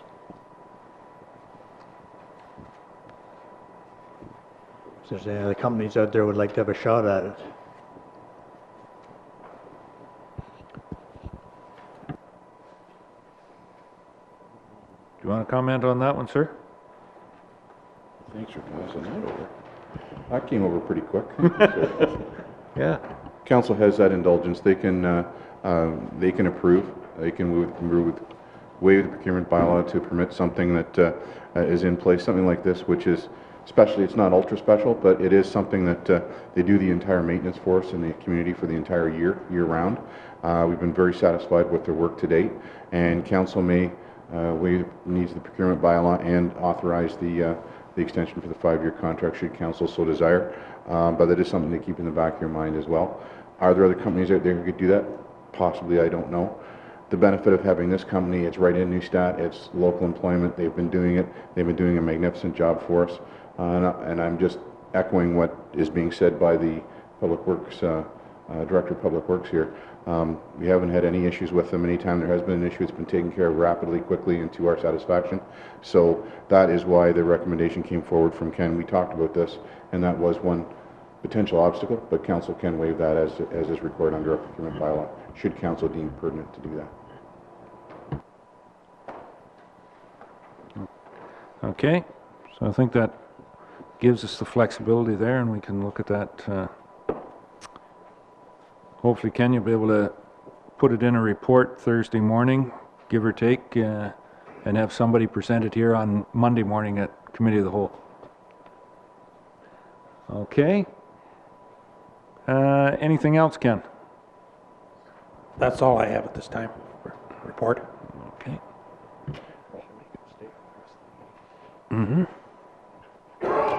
Any other questions for Ken at this time? I guess one at this point, always, I know I've seen a few of the graders out doing a bit of grading and whatnot. The roads, thankfully the winter, I don't believe has been as hard as what it has been the last couple of winters, and we do have half load season on. Monitor that, I guess, staff, and see when we'll be taking it off. It might be off earlier than in past years. Any comments, Ken? Yeah, I don't think there was near the frost this year that we've had previous. There's very little breakup. I took a drive there after 4 there tonight, and just looking at some of the roads where they put that stone there from the hydro gravel, that's made an awful difference. So certainly encourage council to keep working at that, because there is lots of it over there yet, and we could continue up that second of Bennick. You can certainly tell where they left off. So, but it's tightened that right up. It looks really good. Okay. One further question, Ken. The earliest a tornado's been reported in Ontario and possibly Canada, part of its path was here in West Grey. I don't know whether we didn't really make that enough of that connection, but that's where it was, in the bottom end of Normanby Township on the Minto West Grey town line. Most of the physical damage, property damage, was in Minto at the one farm especially, but there certainly was a lot of trees on the road down there. It was impassable for a little while, but staff crew was able to get things cleaned up, from what I understand. Any other comments or thoughts on that little incident? Just that the main portion was on the town line as far as West Grey was concerned, and I don't know what happened to the tornado after after it got to the town line, but it certainly didn't cause any more damage. But there was some trees down on the town line that had to be cleaned up, yes. Yeah. And there was some property damage on the Normanby side as well. There was, I believe, a barn roof. Yeah, the barn roof on, I believe it was, or garage building roofs on Ron Matthews, I guess would be on the Matthews farm there, from what I understand. Ron lives down there, used to work with Hydro One, is retired, but he had some damage. But it was, since the last tornado went through West Grey, this one was minimal in damage, and thankfully we don't need to see it anymore. But I guess we can, if anybody's playing Trivial Pursuit at the Country Corner next week, and that's one of the questions, you'll know first tornado in Canada, earliest in the season. Yep, it's here in Grey County. Okay. All right. Thanks, Ken. Bev. I just have a question for Ken. In next year's, what they're supposed to do for the spring, is there supposed to be a sort of a completion of a roads tour in the areas that they had repaired as of last fall, to see if there was any winter damage, et cetera, et cetera. Obviously that hasn't been done yet because the frost still isn't out of the ground. So who is going to now sort of follow that through and do the road tour and figure out whether there's any need for them to do any kind of work or pay any money, or? Yeah, I guess if they wanted to contact him. Yeah, we've checked the roads over, and there's nothing that out of the ordinary that they've caused any damage to, other than done some extra work on the bridge there at the Catholic Church, but that was all fixed up. So yeah, like we were quite fortunate. This had short hauls into West Grey, and we're lucky it was Glenelg where they have that gravel base. And So when would you suggest would be the best time to do the final inspection? Like May? I would say the 1st of May, or Okay. depending on the month of April, the weather we get, but I would think May. Yeah. Okay. Thank you. Okay. So you'll leave that as a to-do list for the Rural Road Superintendent, Mr. Cook. Yeah, that's where I would suggest, Bev, yeah. Okay. Anything else? Any other questions for Ken? Any last parting remarks to the audience out there, Ken, seeing as this is your last council meeting as a staff member? No, just to reiterate that I certainly enjoyed my time here, and thanks to council and staff for all their support over the years. It's been great. I really enjoyed it. Thank you. Well, you've been a great asset to the municipality, Ken, and as I said, to the community as a whole. That, ladies and gentlemen, was 45 seconds. That was 46 more seconds than Ken gave at Good Roads on his congratulations speech. Mind you, I think we offered you more time than they did down there, too. Anyways, Ken, to say again, happy retirements and happy trails with wherever Charlotte leads you to. Okay. Clerk's report. Mark. Just looking for direction on the Alma Joint Fire Board dispatch. And Mr. Thompson, probably on a dispatch issue, will be declaring a conflict. Okay, so noted. Any comments on this? And I guess with just what the fire chief, our chief said, maybe it may be wise to hold off on this until we hear which direction Grey County's going, or what? Mark? Yeah, I'll leave that to other council to discuss, but if the 6-month, municipality does have to give 6 months notice, and to do that by the effective date of the proposed agreement being September 30th, notice would have to be given by at least the end of the month. So if you waited to April, that 6-month notice provision would have to change. Well, it was actually the recommendation of the fire chief to go with exactly what the Elmwood Fire Board is proposing, and that's to go with the same dispatch provider that Bruce County is going with, which is Tilsonburg, and that's why that decision was made at the Elmwood Fire Board. As you can see, there was some concern about, well, someone's here and so-and-so's here, but you can see that all of the services are investigating their options. And so this isn't something that Elmwood has just pulled out of a hat and gone, let's do this. I mean, it's obvious, it's all over. So I do believe that we should do exactly what has been proposed by the Elmwood Fire Board and go with the Tilsonburg dispatch service.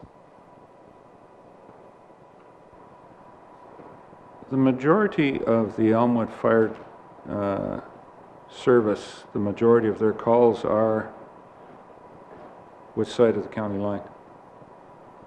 It's pretty even. But on an average basis, they're usually about the same as what our assessment base is that breaks it up. You're talking Usually. 60/40 or what Yeah, are you talking about? about Well, I don't know. 60/40. I don't know whether I don't know that the calls are divided 60/40. Okay. I believe the calls are fairly equal. Just was something that the chief had said that, you know, Elmwood was in Bruce County. Yeah, 60% of the Elmwood service is in Grey County. You know, and I think over the years, yeah, it's close. I don't think it's 60/40, but it's probably 55/45 if on a percentage split from year to year on a 10-year average. But so if that was the case, would it be better if Elmwood was following Grey County instead of Brockton? At this point in time, I believe it's only Brockton and Kincardine that have gone with Tilsonburg. Elmer, Bayham, Central Elgin, Dunwich, Ingersoll, Kincardine, Malahide, Southwold, and Tilsonburg Fire are all done by Tilsonburg Dispatch. Yeah, so in Bruce County, it's only Kincardine and Brockton. Right. That's my point. Doug, Councillor Hutchison? Yeah, that was, I expressed my concern to the fire chief, but I guess I'm a little disappointed, I should say, that given that we are an equal, if not greater shareholder of the fire department, and we have a number of residents in our area that are, they provide for, it's unfortunate that I thought that they should come and we could make this as an agreement rather than them saying, well, this is where we're going and we want you guys to approve it. Why wouldn't they come to us and say, this is what we're looking at, what do you think? Rather than just saying, this is what we're going and we want you to approve it.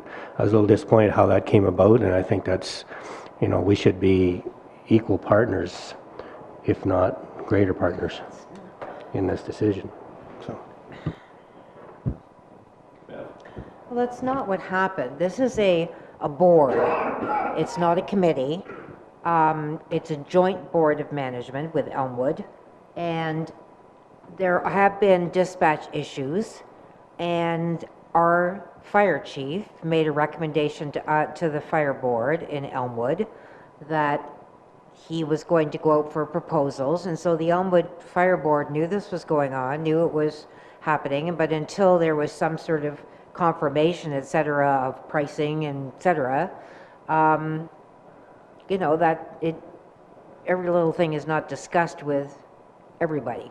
So when the proposal came back that was what they were going to accept in Brockton, and the recommendation was that Elmwood also go, as he is our Elmwood fire chief, it only made sense, considering that everybody else is looking at dispatch services as well, that we follow the recommendation of their fire chief. Hope that we have a little more input, that's all, on the decision. I know you said it's a board, and but we do play a big factor in budget and you know, put a lot of money into that service. So I just would hope that they would come forward and ask for a little more input from us.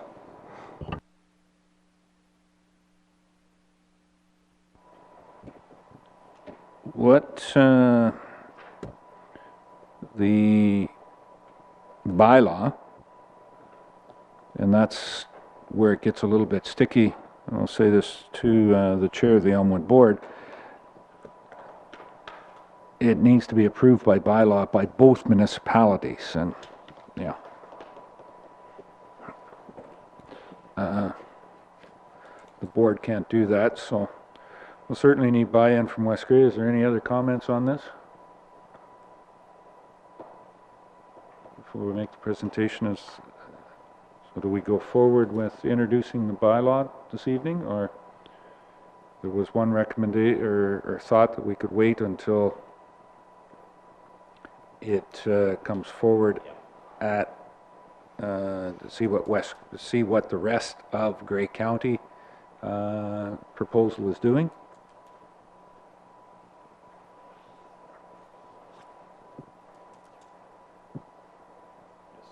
Mark?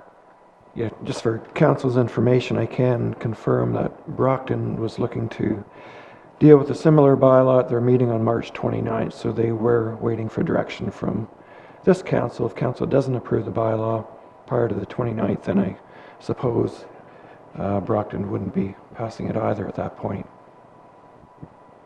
Obviously, both parties do need to ratify the bylaw to make it effective. Mm-hmm. Okay. If we were to wait until Monday, Committee of the Whole, are we in time to say that there is a possibility of having a special council meeting to pass the bylaw if council wanted to do it at that point in time, Mark? Typically, I believe it's 48 hours notice or right. Given by the mayor. There are emergency provisions where you can waive the procedural bylaw. You could schedule a regular meeting as of now for after the Committee of the Whole meeting, and if need be, if there's no decision at that point, that could be canceled. So you could go either direction.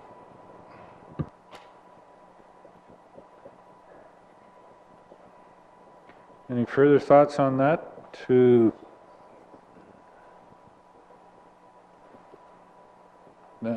gather a little bit more information? I do realize that the joint board made this recommendation with the full information that they had at that point in time, but I don't think that they had the information that Grey County chiefs were looking at another option. Yes, we did.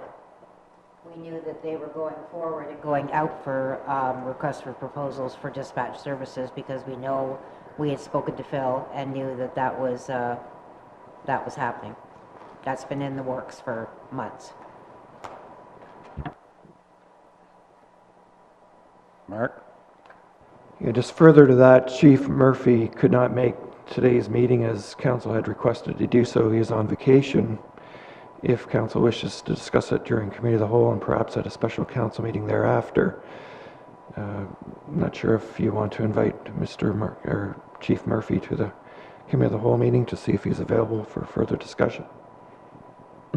Thoughts, Doug?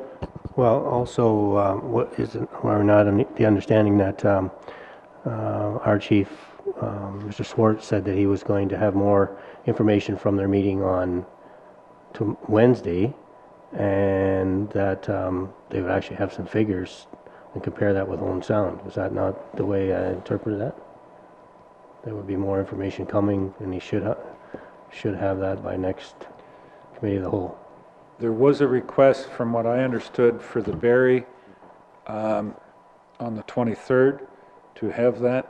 Barrie didn't respond to the RFP, but it has been included that when they had a better understanding of the process, that they wanted to come and talk to the Grey County chiefs, and they were hopeful that they would have a proposal for them at that. They've extended it for Barrie to do that, because at that point in time, when it was a one-off, they weren't looking, they didn't understand that it was a county-wide. I take it when our chief was talking to them. So if it's a countywide, it is an option. And as I said, that option wasn't explored from what I understand when the joint board met and made the direction. Bev?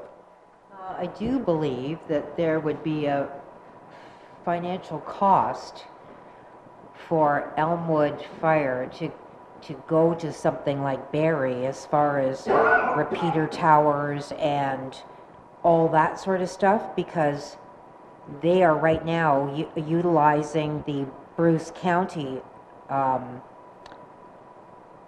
towers and repeaters. But I believe that if they go to something like Barrie, there's a cost to that. Which if the cost is anything like it was proposed here, we're looking at, you know, in the $20,000 range to do that. Mm-hmm. And only making the assumption that Hanover Fire is in on the Grey County proposal, and recognizing where Hanover is, has that not been factored in already? I don't know that they're out, are they? Are they looking? They're part of this Grey County, yeah, all of Grey County. Yes, but as you recall, 5 years ago, when it was all of Grey County, it turned out it was 7 municipalities. It was not all of Grey County that was looking. It ended up sort of being divided, and some went here and some went there. It did not end up all being... Which ones have gone anyplace? They were all in Owen Sound. Grey County's Yeah, but they were looking at, when they were looking, Yeah. originally it was going to be either Barrie or here or there, and they ended up going to Owen Sound. Correct. But at the time, they were not all going to go to one place. So I don't know if Hanover is looking. I haven't heard that they're out for proposals, or whether they're staying with Owen Sound. My understanding, what I understand is, yes, Hanover is in the county chiefs consortium to take a look at it at this point in time, to open it up. Is there any, absolute negative aspect or a deal killer to defer this till Monday, a committee of the whole?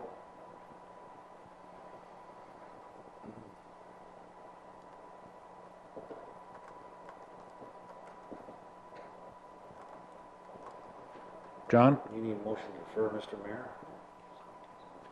Or direction to do that? We'll do it on direction? I would like to see some.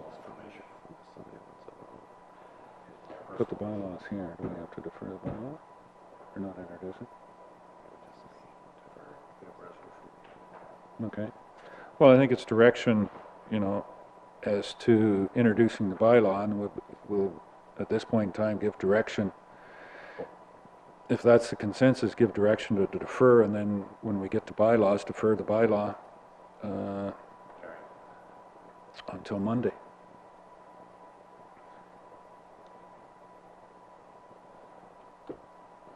Okay, good with that, Mark? Not sure how you're going to deal with the matter for council.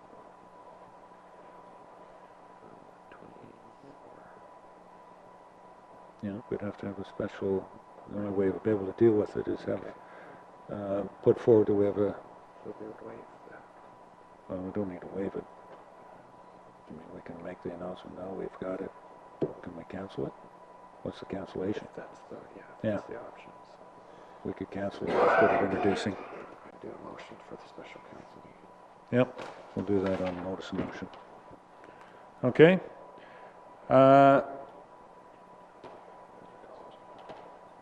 Somebody want to... Robert? How did that one go for you, Adam? Here he comes. Oh, yeah.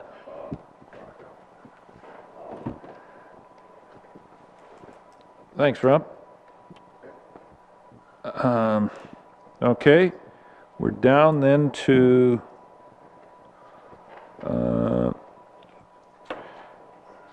request for sealed offers on vacant land, Mark. So the municipality did receive one sealed offer for the purchase of the Rock Street property. I believe it is a fairly favorable offer. It has been reviewed by our solicitor, who is fine with the proposed agreement of purchase and sale. So if council does entertain accepting that offer, I do have a bylaw prepared that could be introduced through a direct motion at tonight's council meeting. Okay. All right, I think I have one or two that would like to see that introduced. Very good. Municipal Wind Turbine Working Group. Carol, this is kind of As you'll see the lead on attached, that group. this came forward at the last meeting, and the Huron County MOH is going to be conducting a study, a little bit different than the wording that Mark has in his report there, because this is to investigate.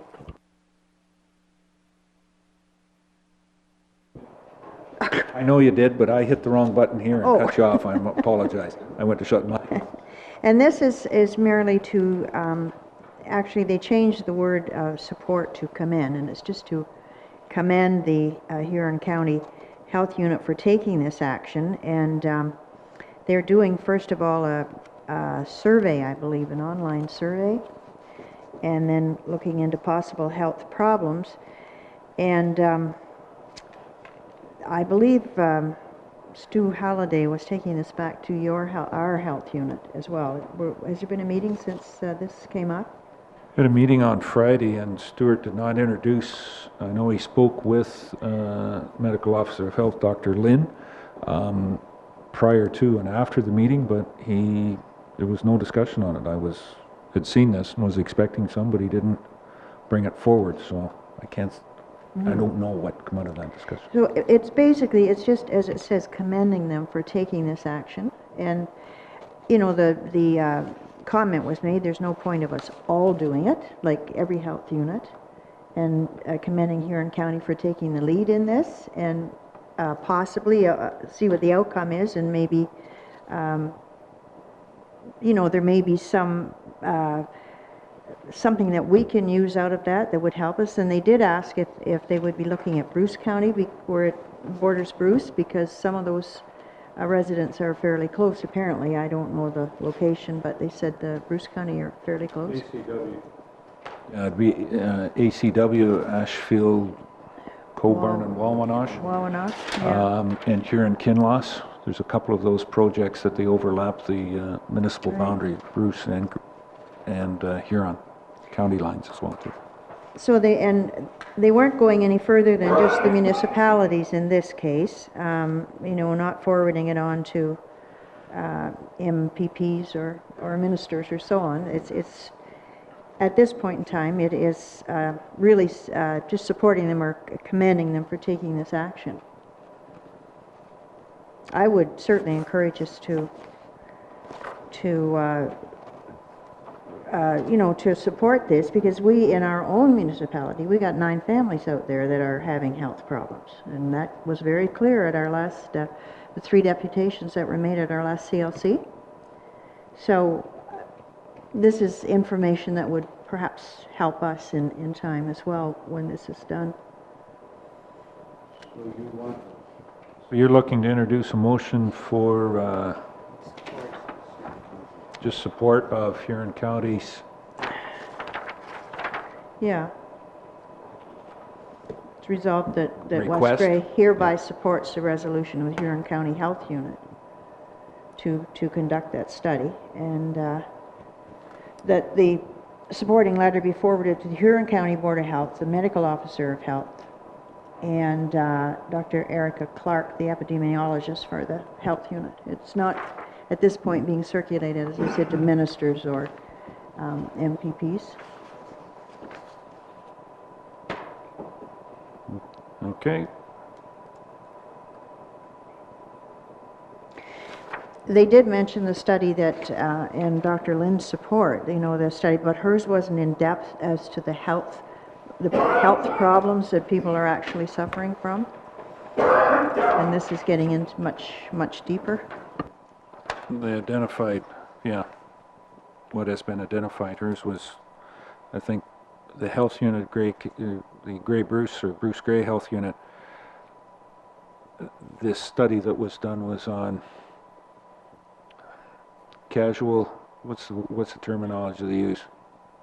Anyways, that, yeah, casual effect, but didn't deal with, yeah, causation effect. All right, I'm going to introduce, I have a motion moved by Carol Lawrence, seconded by Bev Cutting.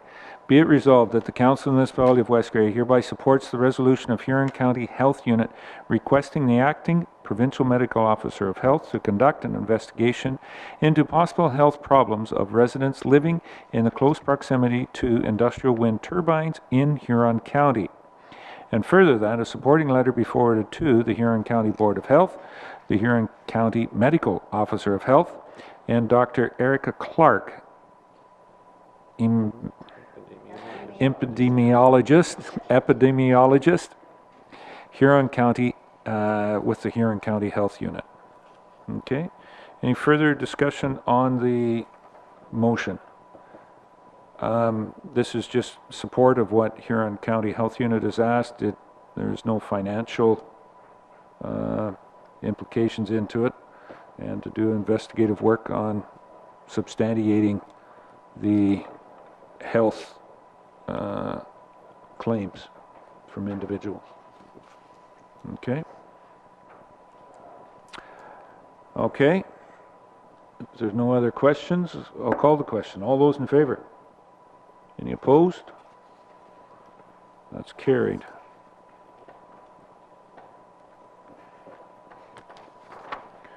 There, Mark. And the last one is the Agnes McPhail. Again, as I said, I noted that earlier in the meeting. I don't, the direction or the consideration I would give to council is that anybody that has access or can vote support Agnes McPhail in this, support the motion going forward to have Agnes McPhail as the first woman to be featured on a Canadian banknote. I don't think that there's any action other than directing staff to do that, unless, I guess we have a motion. Council support for it. And the council support for it being forwarded. So we can maybe, yeah, Mark's got that drawn up that we could do that. Then forward it to Ottawa. Okay.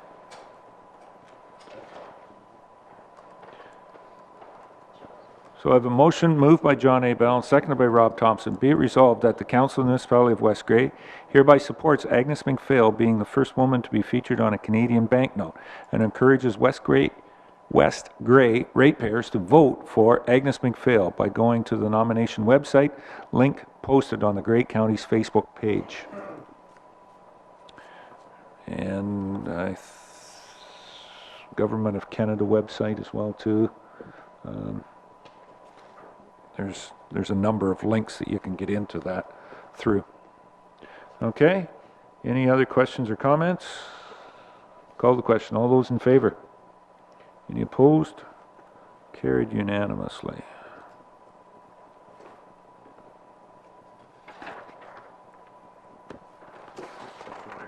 Very good. That's it, Mark, for your report. Anything else? Nothing more to report. Then I believe, Larry, you've got a couple of reports here. One is from the Economic Development. That's correct, Your Worship. We have a resolution that the Economic Development Committee is seeking council's support for, and that is to contribute to the 2016 Saint Sinners program an amount of $500, which would make us a corporate sponsor of that event. The committee was reluctant in following up their support for this program until they had Ms. Markowitz attend a meeting and advise us of the spin-offs that came from the program last year and the ambitious endeavors that they have moving forward into 2016 and 2017. The committee therefore rethought the position and would like to support this program with contribution coming from their Economic Development Reserve. So they're seeking council's endorsement or support for their resolution from the Economic Development Committee. Thank you. Okay, anything further? Carol? I just wonder, what will that do for us, for West Grey? What will it bring to us? What kind of economic benefit? The Saints and Sinners program is a, well, Ms. Markowitz is part of the local I know Board of the who she Food is. program, and part of that program is to encourage the people to come and participate in events. There will be an event coming up, I believe, in Neustadt this year in conjunction with the Neustadt Brewery. There will be an event taking place there. They've also noticed that the frequency of people being involved in the program or the tour itself, going to the various locations, with a venue here in West Grey, with a venue in, I believe it's Brockton, the hoity-toity, and in Hanover with the ale, McLean's Ales, that there seems to be a growing interest in people actually participating. And the spin-offs, she had figures there that she verbalized, and I can't verbalize them directly to you at this point in time, but she did convince the committee, and there was a lot of hard questions as to what exactly was coming forward for West Grey in this. It was felt that with this year, they're also twinning with RTO7 to create a website and an adventure surrounding the Saints and Sinners program. So we're hoping the spin-offs are more relevant, are more, what's the term I'm looking for? Not palatable, but more yes, are increased greatly with the new program that they're putting in place. So that's why the committee decided to follow up, change their position, and to actually endorse the program. They have these, the breweries are all on target to take part. And That's correct. Beside ourselves, the different breweries and cideries and wineries in the area are also contributing a specific amount to us. What this will do is actually create a venue tent, which the different participants will be able to use and take to different events. There's festivals coming up in Collingwood, festivals coming up in Owen Sound, festivals coming up in Bruce County that they're going to be taking this tent to, and it's free of use for all the people who are members of the Saints and Sinners program. So it'll be able to market itself, and that was one of the bonuses, I believe, if it's fair to say, Mr. Chair, that the committee felt that they were actually going to start to get some bang for the proverbial buck.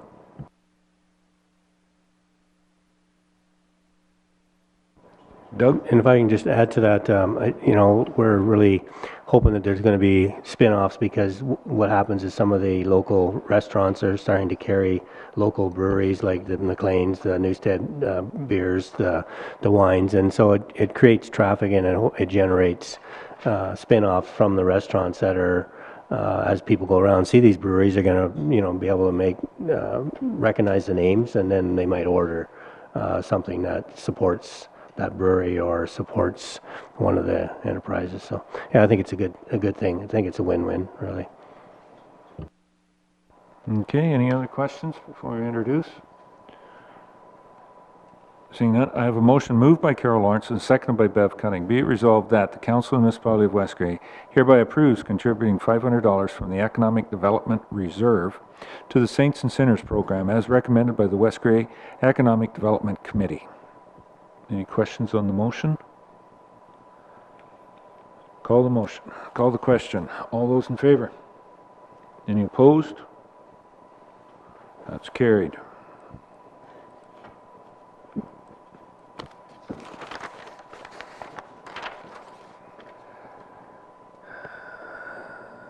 And that was it, Larry? On yours, any other questions for Larry at this point in time?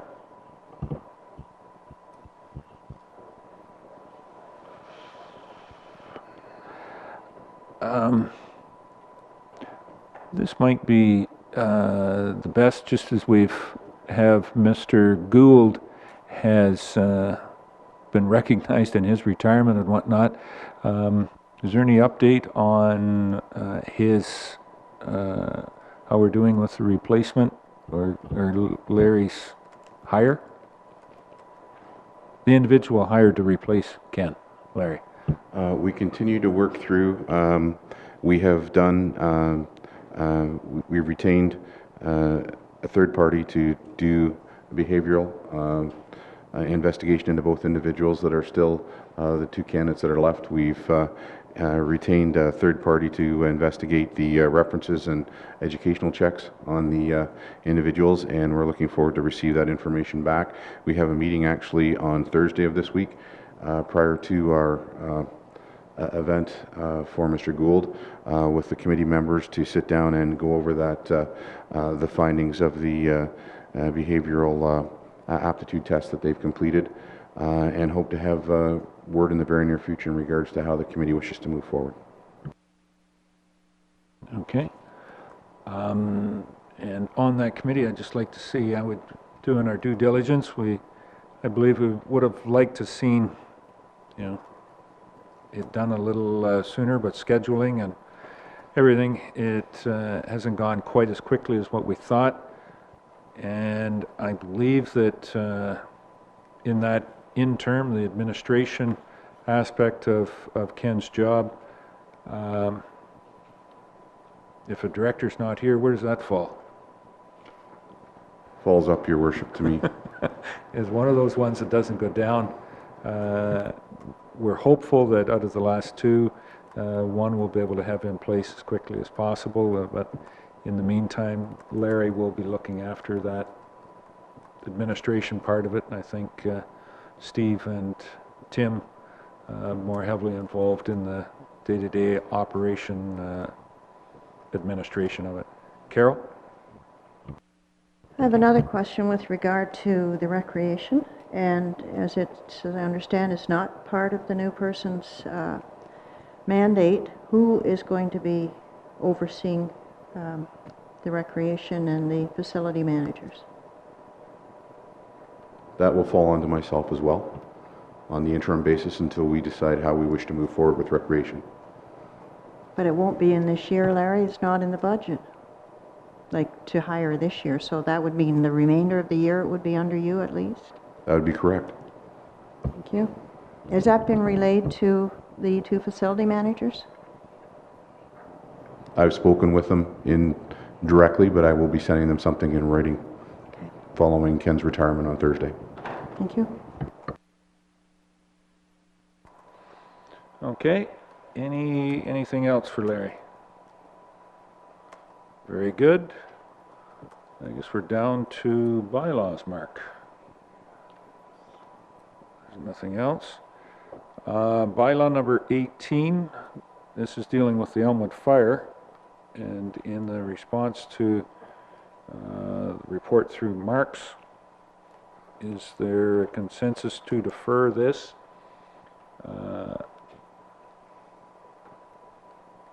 At this time? Yes. Yes, I'm hearing yeses down this side. Do you want to introduce this? We can see if we can get a second. Mover and seconder for it. Better go that way. We'll get it here. To approve it.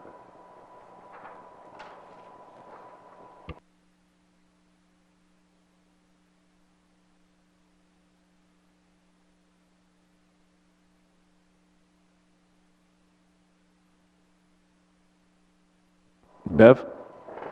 Might I just remind council that this was also the recommendation that this be, that this is the way this handled for the Elmwood Fire Department by our fire chief, as well as the Elmwood Fire Board?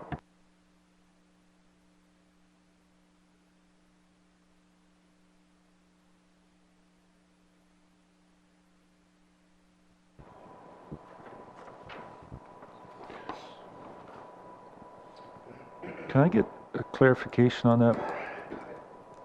That it was the recommendation of the Elmwood Fire Board Chief? Our chief. And our chief as well, too. Last year, who said that it would be prudent for Elmwood Fire to be serviced with Brockton. That's what he stated, that it should go with Brockton service. Am I correct, Mark? Everybody's looking at me like that's not what he said. That's what he said. My recollection is it would be prudent for Elma to go with the Bruce County, which I gather is the same. That's my recollection. But I guess that's where, right now, the majority of Bruce County is being dispatched by Owen Sound, to Brockton and Kincardine being dispatched by Tillsonburg. And as he said, I think it was Bruce County, but we have no idea where the majority of Bruce County is going to be dispatched from. That, for clarification. He's suggesting that we go where the fire chief is suggesting we go for Elmwood, and that is with Tillsonburg.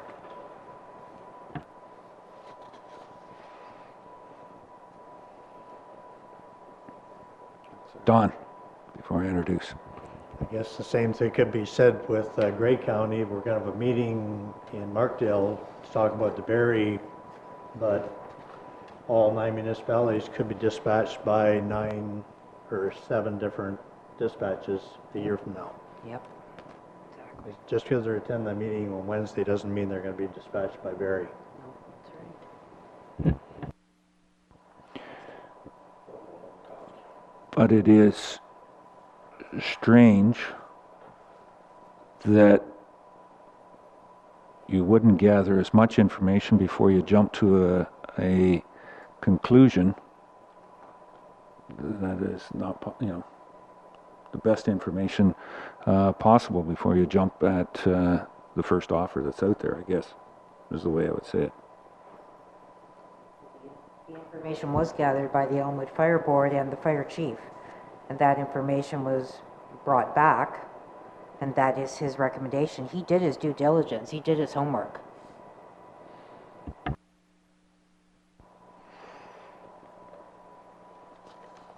I'm going to introduce this.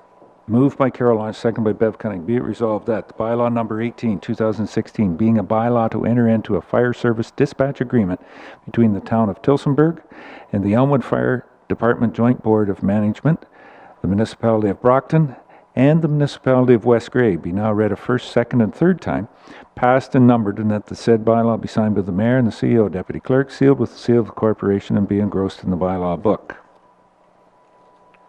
Any questions, thoughts on the motion? Very good. Anything else?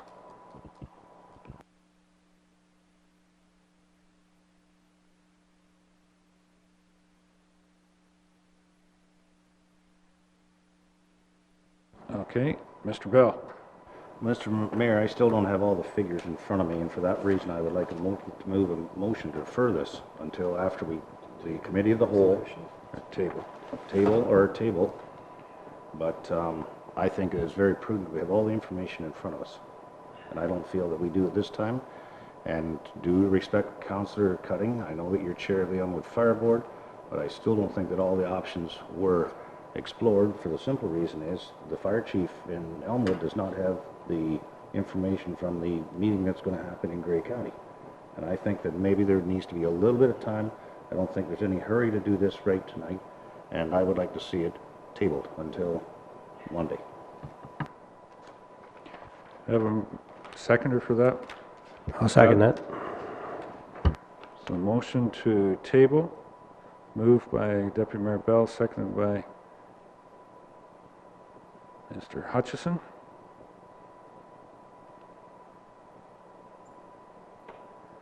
Motion to table goes without discussion.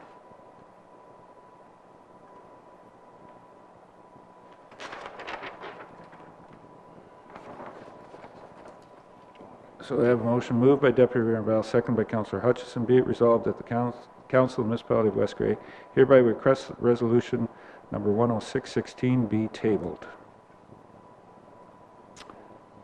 All those in favor? Any opposed?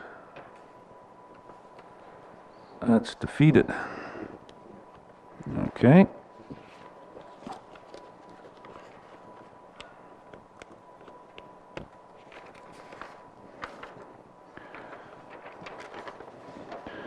So I'm going to read the motion again.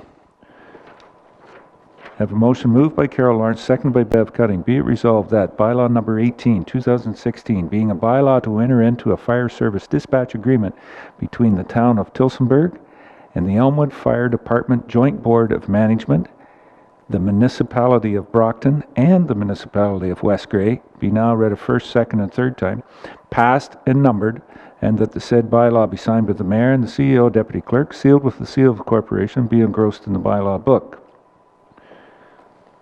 Any further discussion on the motion? Mr. Turner, just a point of clarification. If this bylaw was to be defeated, can it be reintroduced, or when is the first time that it can be reintroduced?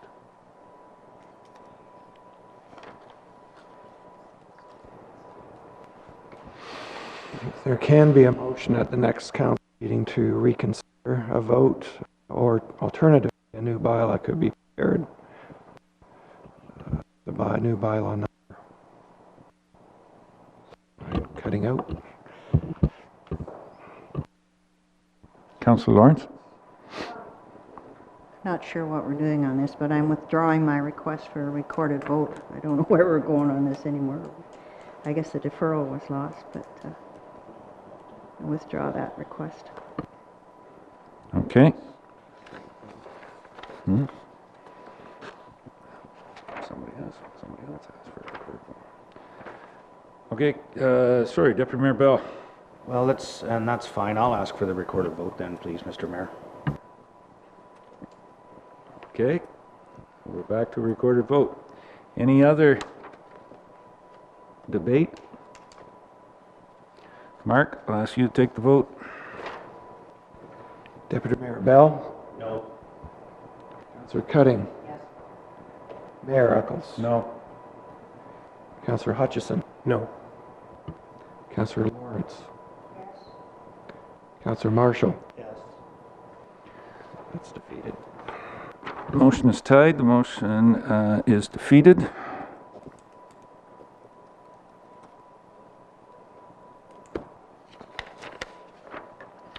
I do believe that we have a chance of looking at that on the 28th. I'm going to ask that it be put onto the agenda of direct motion to do that for a special, to put on the agenda for the Committee of the Whole. And I'm going to ask Mark to put in place for a special council meeting on Monday after Committee of the Whole to deal with that after, if there is anything to be dealt with on this specific bylaw. Councillor Lawrence?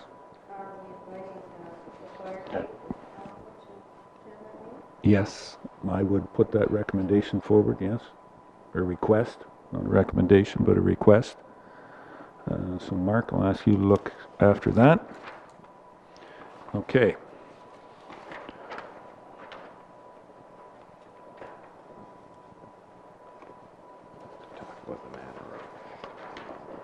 Now, there's 3 other bylaws here, if I'm not mistaken. 4. Sorry, 4. I have to speak to the file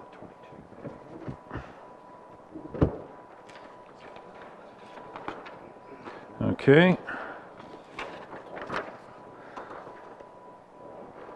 Somebody want to get Mr. Thompson? You got him coming? Just look and he appears. Okay. We have bylaw number 20. I have a motion moved by John A. Bell, seconded by Doug Hutchison. Be it resolved that bylaw number 20, 2016, being a bylaw to permit and regulate off-road vehicles, ORVs, on municipal maintained highways and designated unopened municipal highways, be now read a first, second, and third time, passed and numbered, and that the said bylaw be signed by the mayor, the CEO, deputy clerk, sealed with the seal of the corporation, and be engrossed in the bylaw book. Mark, further comments? And just to note once again that the West Grey Police Chief did indicate support for the proposed off-road vehicle bylaw, and the Ministry of the Attorney General did review it, and they are fine with the bylaw and the short form wording for the fines.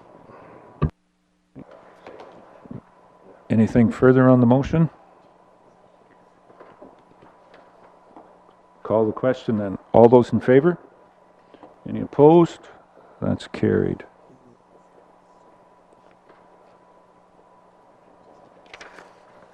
Oops. Gonna make it official. Okay, next one is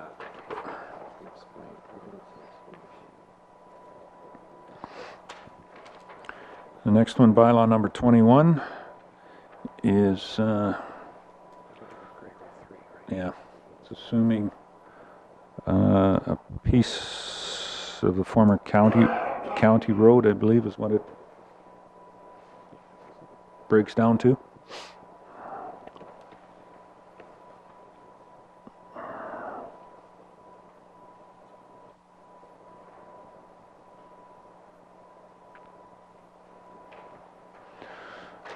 Okay, I'll introduce the motion, and I think Mark has a slight explanation, or a short explanation for it. It's moved by Don B. Marshall, seconded by Rob Thompson.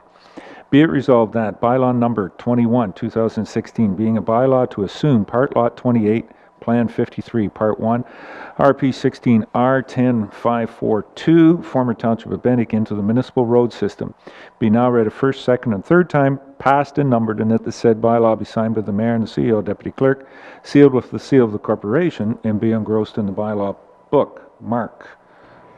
So the property in question is actually part of what was the former, or the Fleming property that became part of the old Grey Road 3 county road system. The county discovered later on, and quite a few years later, just last year, that that transfer never did take place from Fleming to the county, and then subsequently to West Grey, who is now responsible for maintaining the road. So they did go through that. So the idea is to transfer officially the property ultimately from the Fleming to West Grey.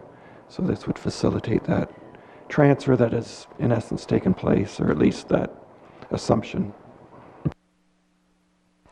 Okay, does that little bit of explanation make it a little bit clearer?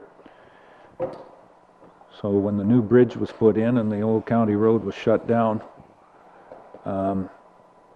it was assumed that West Grey, or at that point in time, Bentic, assumed that portion of the road for the Flemings around on the north and the south side from the old County Road 3. It wasn't, yeah, and that was done a long time ago. It had been a county road for a long time before that, and it wasn't until about 2 years ago that it discovered that the portion was never transferred even to the county, let alone the county to Bentic and to West Grey. So this is more of a housekeeping bylaw on that small little portion that's there. Okay. Any other discussion? I'll call the question. All those in favor? Any opposed? That's carried.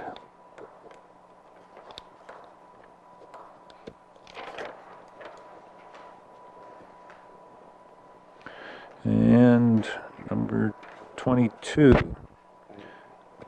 Go ahead, Mark. As council may recall, the West Grey Committee of Adjustment approved a severance on March 14th for Lloyd Manero, and a public meeting was also held for the zoning bylaw amendment that would implement the severance. At that time, there was a letter received from the Saugeen Valley Conservation Authority indicating some concern with the not the heritage feature, the natural environment, natural heritage, in terms of the possible habitat, for instance, of a bobolink or a similar species. And at that time, they did indicate that West Grey should obtain the comments from the Ministry of Natural Resources and Forestry to see if they had any concerns. The day after, I did speak to the municipal planner, Ron Davidson, who sent an email to his contact person at the Ministry of Natural Resources and Forestry. Didn't hear for a few days, sent another email, and then yesterday, this morning, I did receive a letter from the Conservation Authority, or sorry, from the Ministry of Natural Resources indicating that it typically takes a couple of weeks to get comments back from their authority on the species at question, the natural heritage features specialist, and that comment hasn't been received yet. So council may wish to entertain first and second reading and perhaps entertain third reading after those comments are received. Or ultimately, obviously, you can entertain passing the bylaw if you feel it's appropriate. Okay. So with that, we are looking for direction as to how council wants to proceed. Introducing it, first and second, introducing it, first, second, and third, or even deferring it to the next board, but even first and second would give us, I think there's two options here, either approve it without M&RF. Surprisingly, in my M&RF has had the same amount of time to comment pretty much as anybody else, but yet it takes them that much longer to... Go ahead, Mark. I guess the only reason for maybe waiting is if you pass the bylaw as it stands and the M&RF came back with some comments, that perhaps the bylaw had to be amended to address their concerns, they may appeal the bylaw. That's a possibility. I'm not sure how great of a possibility.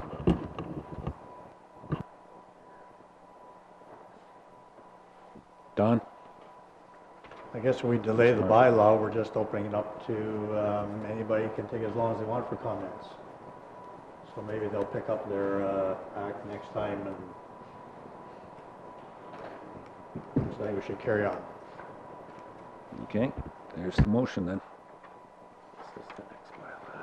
That's the confirming one, yeah.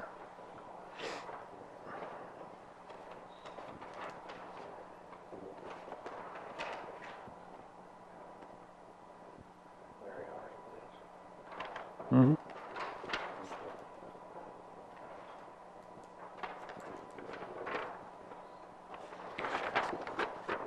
Thank you. Mark, I have a motion moved by Don B. Marshall, seconded by Bev Cutting. Be it resolved that bylaw number 22, 2016, being a bylaw to rezone Part Lot 7, Concession 14, former Township of Bentinck, Manor BO1, 2016, be now read a first, second, and third time, passed and numbered, and that the said bylaw be signed by the mayor and the CEO, deputy clerk, sealed with the seal of the corporation, and be engrossed in the bylaw book. Any questions on the motion? Call the question. All those in favor? Any opposed? That's carried.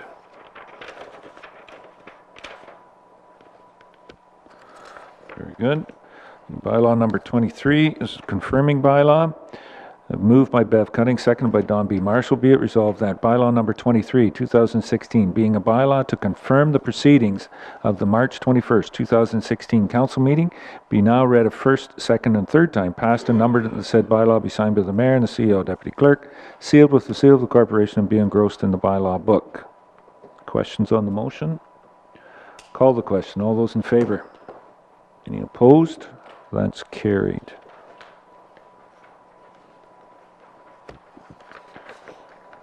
Mark. New business. I have one piece here. It's almost correspondence, but I have a letter from the Office of the Warden of Grey County, Mr. Barfoot.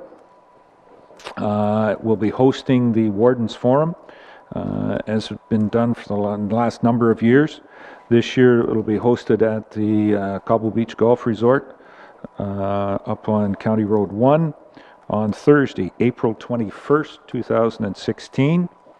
Meeting to begin at 4 o'clock, dinner to be provided at approximately 5:30, and meeting scheduled to go then from 6:30 to 8:30 or 8 o'clock. This year's topics: providing a historical account of Grey County Council, personal perspective from the First Nations individual, and a highlight of the goals of Grey County Strategic Plan. There will be information coming out, and the warden's office is looking for any counselors and/or staff that would be attending. What do we got? You can still be on Cobble Beach by 4. Yeah. So, and the RSP is by the 15th. So I'm going to hand this out or make it available, Larry. Mark? Yep, I'll start at that end, Carol, and bring it this way. Anything else for new business? Just wanted to get that one out there before anybody else's calendar fills up, like the deputy mayor's. Addendums, notice of motion or direct motion. Mark, we have a couple. There will be 2 direct motions. One would be bylaw number 24 of 2006 to basically approve the agreement of purchase and sale for the property on Durham Road East, the former Rock Street. And the second one would be holding a special council meeting immediately after the March 28th Committee of the Whole meeting for the sole purpose of discussing the proposed fire dispatch service agreement / bylaw for the Elmwood Fire Department Joint Board of Management. Just for a little clarification, I think you said 2006. We've been a little slow here, but yeah, 16. I got some confirmation from a couple of eyes down there. So. Quizzical looks. Yes. So we'll need 2/3 majority to introduce those 2 notice of motions. All those in favor? Any opposed? That's carried.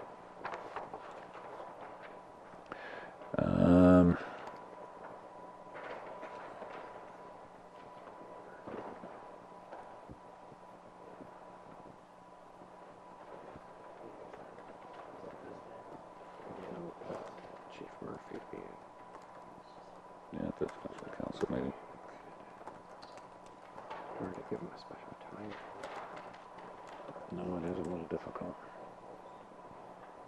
No, I guess we can always suspend. Yeah, it is a whole here it is, yeah. As long as we deal with it. I'll put it down as specific. Yeah, specific and just go for it. Okay, so I have a motion moved by Doug Hutchison, seconded by John A. Bell. Be it resolved that the Council of the Municipality of West Grey hereby approves holding a special council meeting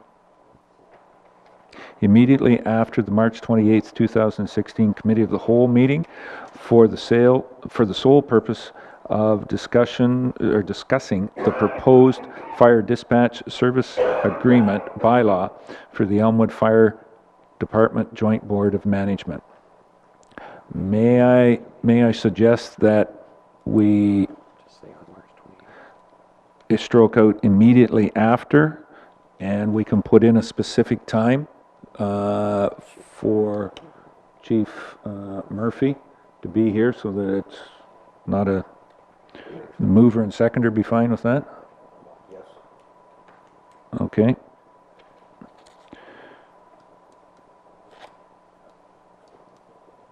My suggestion would be probably at 1 o'clock, right after lunch, to have that.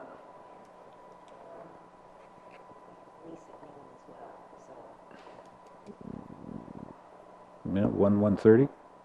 You're right, we do have, yeah. Bev and I have a short police board meeting at noon. Now Mark's whispering, maybe 2 o'clock's better. Yeah.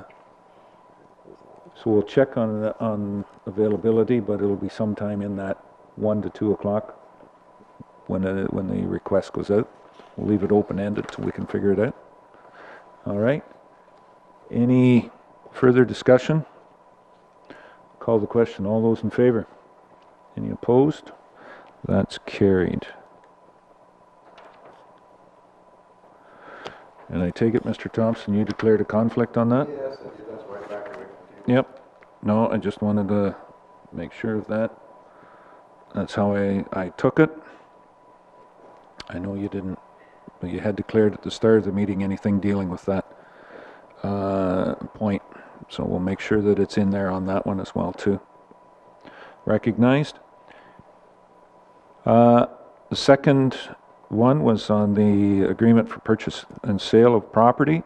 I have a motion moved by Bev Cutting, seconded by Carol Lawrence. Be it resolved that bylaw number 24, 2016, being a bylaw authorizing the mayor and the CEO, deputy clerk, to enter into an agreement of purchase and sale respecting the sale of property owned by the corporation of the municipality of West Grey to Daniel Eckert, described as part of PIN 37227-0330, LT, part of Rock Street, Registered Plan 502, Part 1, Plan 16R10671, Geographic Town of Durham, Municipality of West Grey, County of Grey, for the purchase price of $65,100.99, plus HST, if applicable, be now read a first, second, and third time, passed and numbered, and that the said bylaw be signed by the mayor and the CEO, deputy clerk, sealed with the seal of the corporation, and be engrossed in the bylaw book. Any questions on this motion? Don, Councillor Marshall? Yeah, I'm just not going to support this, and I just, the reason why, there's, this road allowance is the only entrance to a potential property lot that's back in there on the east side of the road. And I know that it's probably 2 acres, maybe 3, that's in there, and if this road allowance is taken away, then the access into that, if there was ever some development went on, they'd have to tear down the house. And it was the old Robson house, I believe. I don't know who owns it now. It's just, there's 200, possibly 250 feet maybe that could be developed back in there to service probably 4 lots on Rock Street. So that's, and I know it'd be a 20, 40, maybe 50 year before anybody ever developed that, or maybe never, but in my opinion, it's just, we're putting in 1 lot and potentially maybe eliminating 4. So, or it could be a townhouse development go in there someday. Something similar to the one to the west of that. So it's just a matter of opinion and vision on where things would take us on this game of chess that we're playing. Okay. Any other comments on the motion? Call the question. All those in favor? Any opposed? Declare that carried. Okay. That's it for direct motions, Mark. Closed session. I don't believe there's any questions. Adam, you're the last one left. We've had a lot of public here this evening, but we've outweighted them. There's no questions. Municipal Act notices. Mark, public notice. Then I will look for a mover to adjourn. Mr. Hutchison makes motion 20. We'll stand adjourned. Thank you very much. Mark, you were 5 minutes off tonight.